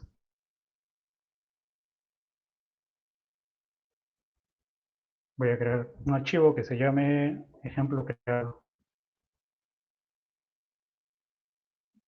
.text. Y en vez de R le voy a poner W. Entonces, ojo que no existe acá donde tengo mis códigos, no existe, solo existe este archivo de escritura, más no existe ese archivo que yo quiero, el ejemplo creado. Entonces, lo que voy a hacer es darle Enter y me va a crear el archivo. Ahora me voy a mi carpeta, trabajo, y aquí está, me ha creado el ejemplo creado. Pero no hay nada, ¿no? Pero eso es para crear. Entonces, por ejemplo, ahora puedo sobreescribir. O sea, ya he abierto el archivo Open y le he asignado D, ¿no? Además de crearlo, también puede ser que si ha estado creado, simplemente me dé la opción ahora para escribirlo. Porque cuando yo utilizo el CR es para leerlo, ¿no? Únicamente. No hay opción para modificarlo. Entonces, por ejemplo, yo pongo, bueno, este, por ejemplo, voy a ponerle b.close, digamos. voy a cerrar el archivo. Y ahora voy a asignar a la variable lo mismo, pero a una variable C, digamos, ¿eh? O sea, ya el archivo existe ya. Entonces, si pongo lo mismo, no hay problema, me la va a asignar a la variable y ya tengo el archivo dentro. Entonces puedo sobreescribir. Entonces puedo poner C. Punto, por ejemplo, voy a crear una variable num es igual a 5. Entonces lo que quiero hacer es que C.write, ya tengo esta característica, me escriba, ¿no? Me escribo, por ejemplo, hola más num. Había un error, qué error, qué error. Ah, no le he metido en string. Enter, ya. Yo voy y me debió haber creado ese archivo, ese script. No lo he creado. Mm, no, parece que hay un problema acá. Voy a volver a reasignarlo.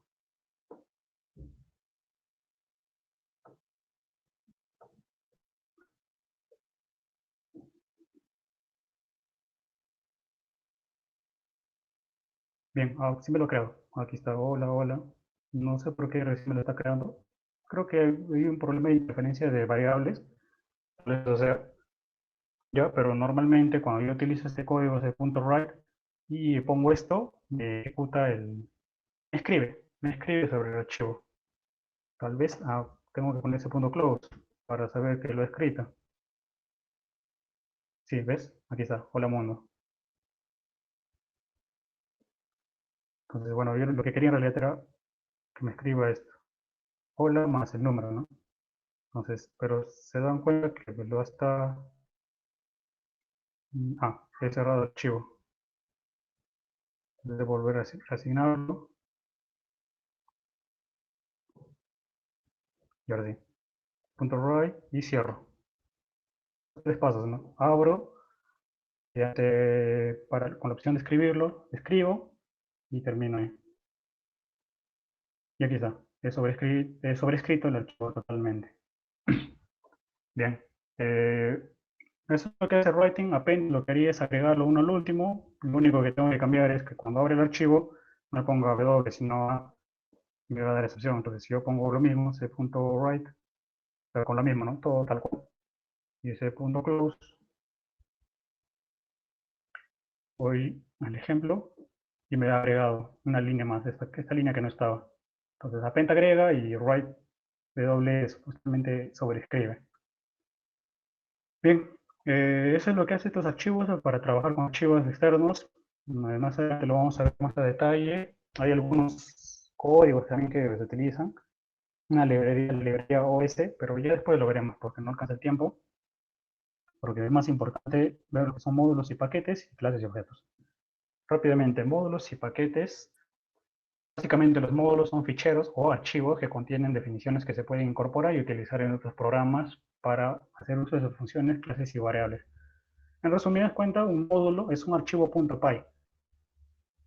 Entonces, un archivo .py que dentro tiene un conjunto de códigos, variables, que son atributos, funciones que son métodos, que yo utilizando el comando import puedo acceder a ellos. Es lo que hice, por ejemplo, con mat, al inicio, ¿no? Cuando yo en estas funciones, cuando hacía esto de import mat, estaba importando un fichero, un módulo. Entonces, esto es lo que hace y por eso he podido acceder a él. Y esta es la forma en cómo se trabajan los módulos. No hay más misterio ahí. Luego hay que saber qué es un paquete. Un paquete básicamente es un directorio donde se pueden almacenar varios módulos, pero no es cualquier tipo de directorio, ¿no? Python lo reconoce como un paquete, así como tal cual, cuando se crea un archivo con este nombre, con esta codificación, así, dos subguiones init, dos subguiones.py, donde en el directorio. Entonces, como esto de acá. Por ejemplo, este es un paquete, acá no mencioné que los paquetes pueden crearse, dentro del paquete puede haber módulos, pero también puede haber subpaquetes. Y dentro de esos subpaquetes pueden haber otros módulos que sean submódulos, ¿no? Entonces es como crear un árbol, una jerarquía dentro de unos archivos, dentro de unos directorios, ¿no? Y así crear un paquete. Y esto es al final lo que son todo lo que es NumPy, Pandas, Matplotlib, son básicamente módulos y paquetes, nada más. Y como se puede importar, con import y con from también es otra manera. Y la palabra clave as para cambiar para que se utiliza como alias. Por ejemplo, vamos a tener ejemplos de acá hay 4 tipos de módulos que por defecto tiene el Python, o sea, built-in. Por ejemplo, vamos a ver, vamos a crear un archivo rápidamente.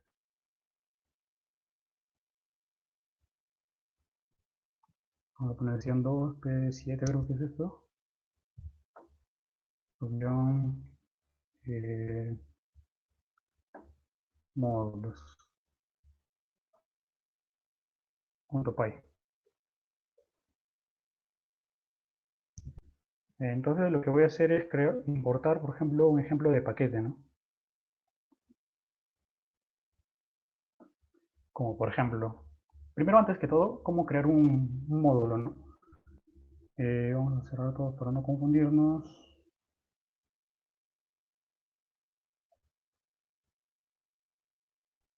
Bien, yo como importo módulos, ¿no? Como import math. Pero también puedo hacer esto, from math, o sea, from el módulo, importar a alguna característica importante como e.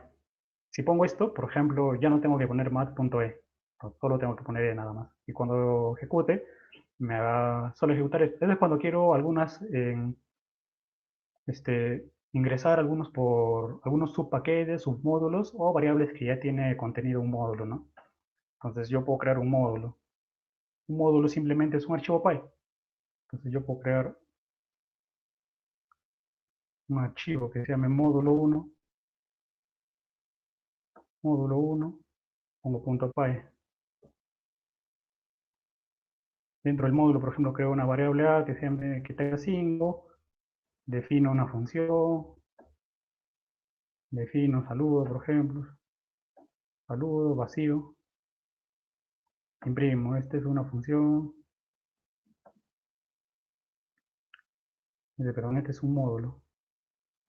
Y ya, es simple, y para yo acceder, tendría que poner import módulo 1.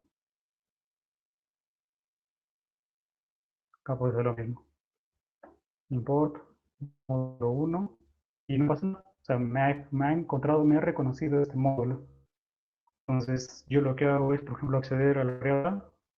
Acá me aparece, tendría que acceder así, módulo 1.a. Y ahí tengo el valor 5, ¿no? Que había ejecutado acá. Accedo al módulo 1.saludo. Ya, este es el módulo, ¿no? Entonces, sí, y así es como se crean los módulos. Puedo crear una función y también una clase, que ahora lo vamos a ver. Otras formas de importar también, por ejemplo, es así. Ya había importado módulos, y importo módulo 1. Puedo hacer from módulo 1, importar algunas características en concreto, como import 5. Perdón, import a, que es una variable. Entro y normal. Ya no necesito poner módulo 1.a, sino solamente a, y ya está. Pero no voy a poder ingresar al saludo, porque solo estoy ingresando en un específico. Para ingresar a todos, pongo from algún módulo, import asterisco, significa que quiero importar todas las características sin necesidad de poner ese antecedente, ¿no? Antes del punto. Agrego a y saludo y todo tranquilo. Entonces, son formas como importar. Ahora, se pueden crear paquetes, como dicen, ¿no? Para crear un paquete, lo que se hace es así. Creas una carpeta, pones paquete y dentro creas un archivo. Por ejemplo, este le voy a poner paquete 1. Entonces, para saber que este va a ser un módulo, este debe tener un archivo que se llama así, 2-init.py. Y adentro puedo crear otro módulo, voy a copiar el mismo módulo, por ejemplo. Pero este ya no es el mismo módulo que el anterior.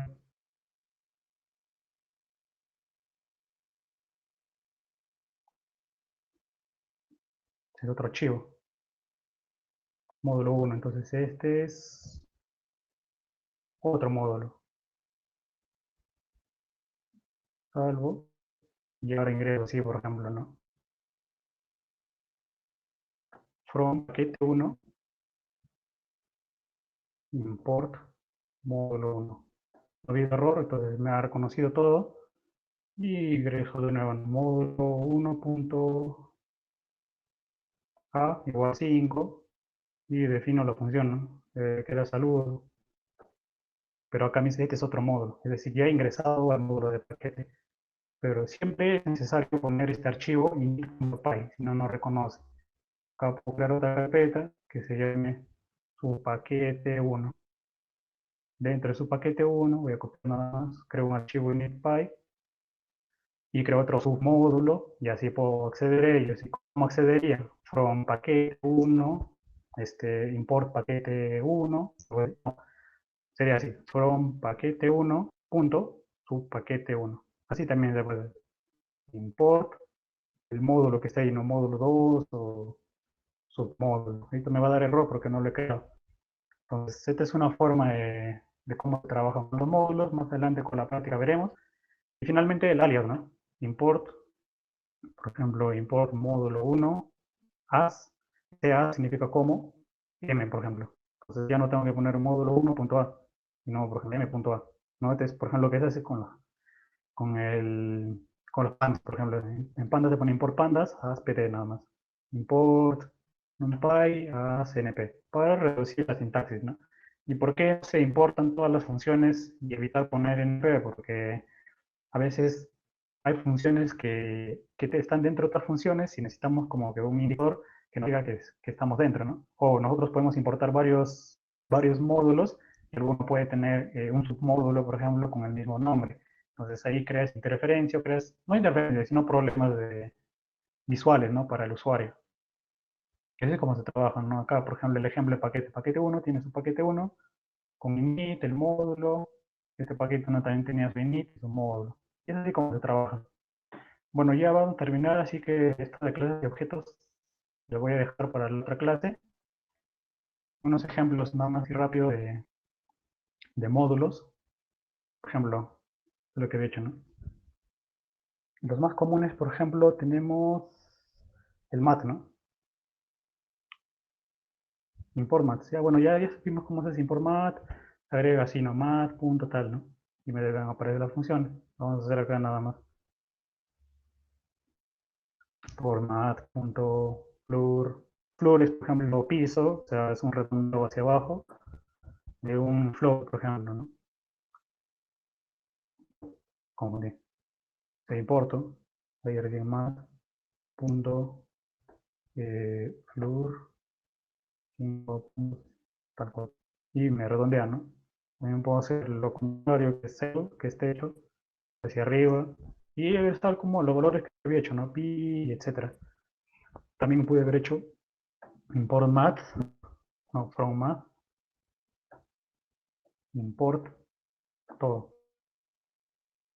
Entonces, solo como pi, ya está. Y ya está. Acá, por ejemplo, si ayuda, ¿no?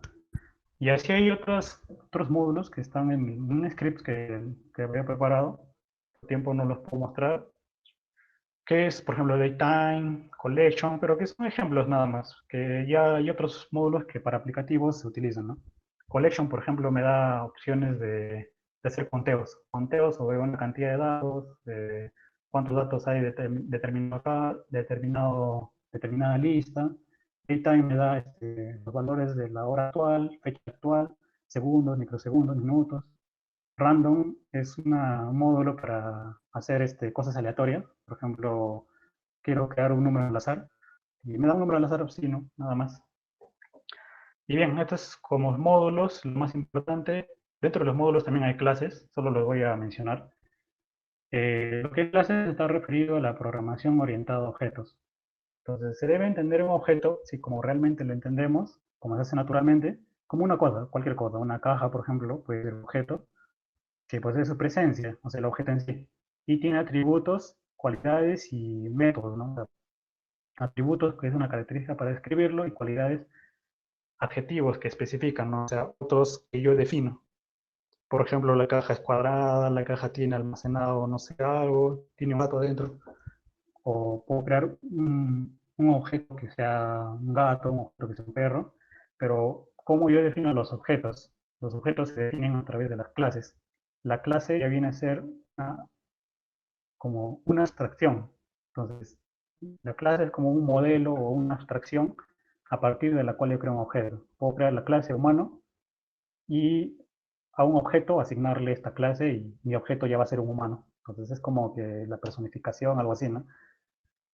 Puede ser un animal, la clase se llame animal y tenga atributos como el color, la raza, si es vertebrado o invertebrado, si puede caminar o no, si corre, qué velocidad corre, etcétera, ¿no?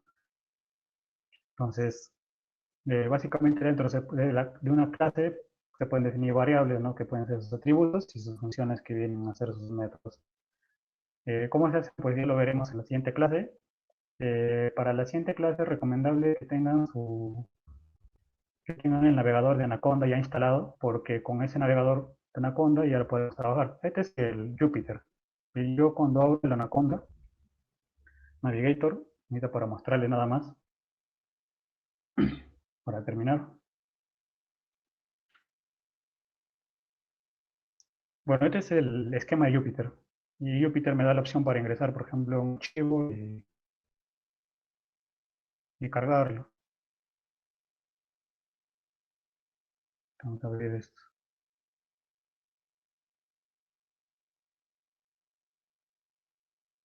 Desde no me abierto. Aquí está. Ya. Aquí este es la interfaz de Anaconda. Como pueden ver, tengo como el PyCharm, el Cool Console, el RStudio. Y el que se trabaja generalmente para temas, por ejemplo, de hidrología es el Jupyter. Este es para aplicaciones en hidrología. Y me va a mandar así. Yo doy clic a ese Jupyter Notebook y me va a mandar va a crear como una especie de página web, algo así, un servidor local dentro de mi navegador, que en este caso es Mozilla, y me va a dar una opción de mis directorios. Entonces yo, por ejemplo, voy al escritorio, voy a donde está el código y creo un nuevo archivo Python, ¿no? Que me da la opción Python 3. Voy y esta es la interfaz que tiene. Entonces es una interfaz interactiva, pero un poquito más agradable que este de acá, que es el CMD, pero funciona igual. ¿No? Yo, por ejemplo, lo mismo, import math, por ejemplo, resalta, ¿no? Por ejemplo, en math, si yo le doy enter, puedo seguir escribiendo. Si le doy shift enter, ya importó, se ha ejecutado esa parte del código. Por ejemplo, math.e, y así, ¿no? Me da un output, un input y líneas, ¿no? Pero también puedo modificar esas líneas. Import math, puedo modificarlo, ¿no? Corro, lo corriendo el otro y ya. Por ejemplo, puedo cambiarlo ahí en vivo y hacer cosas así, ¿no? Es un poco más interactivo, por eso se trabaja más fácilmente acá en otro tipo de archivos. Y para las aplicaciones, el sistema de información geográfica, el ArcGIS, bien, el ARMAP, bueno. En mi caso tengo el 10.3 con el ARMAP y vamos a trabajar con la interfaz que tiene. Yo también tengo PyCharm, pero lo más importante es acá que tenga instalado este y que trabajen en el editor notebook. A ver si puedo esperar un ratito que se abra el ARMAP. Queda pendiente esto de clases y objetos porque es bastante importante. Igual la presentación les dejo ahí y en la siguiente ya vemos con aplicaciones en hidrología. O bueno, creo que el temario dice aplicaciones en SIG, pero igual los dos lo vamos a ver en el fin de semana.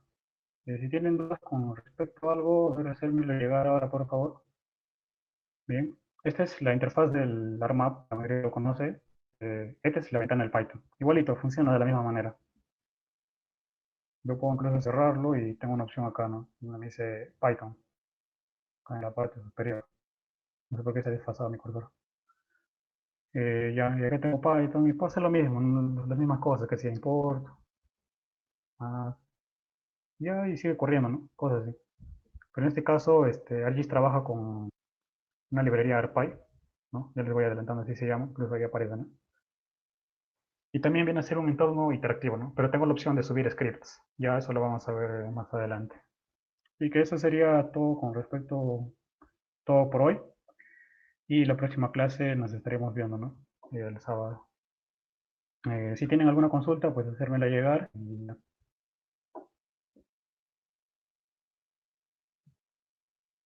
Edward, ya estarías subiendo tu presentación al Classroom, ¿no? Sí, sí, esto lo subo ya. Ya con ratito nada más, que corte la llamada. Ya. A ver, chicos, si tienen alguna pregunta. Edward, ¿tienen tu dirección de correo, creo, para si tienen algunas dudas, para que te puedan escribir? Ah, bien, ya le escribo acá en el chatbox.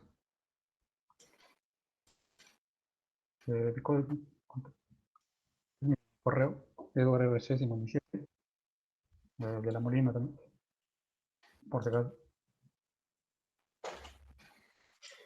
Ya, dice, si tienen alguna duda, algunos datos, no sé, cosas que se puedan hacer, pues ahí me lo mandan. También Mm, tienen el grupo de WhatsApp, ¿no? sí, también pueden aclarar, ¿no? Mira, dice Alexis, dice que iba a indicar que trabajos prácticos se puede utilizar Jupyter. Sí, sí, también yo también pensaba utilizar el Jupyter, ¿no? Pero como quería empezar como con fundamentos, quería que se entienda bien cómo es que realmente funciona el Python, ¿no? Pero ya vamos a trabajar con el Jupyter Notebook. Y en realidad el IDE depende de la comodidad de cualquiera, ¿no? Yo me siento más cómodo incluso con este, que es el PyCharm. Bien, creo que sería todo ya. Ya, esta clase está siendo grabada y se va a subir al canal del Círculo. A más tardar hoy en la noche. Mm. Bueno, En todo listo, caso, pues. Muchas gracias por su atención sí, y muchas gracias al profesor. Hasta la siguiente clase. la siguiente clase. Nos vemos.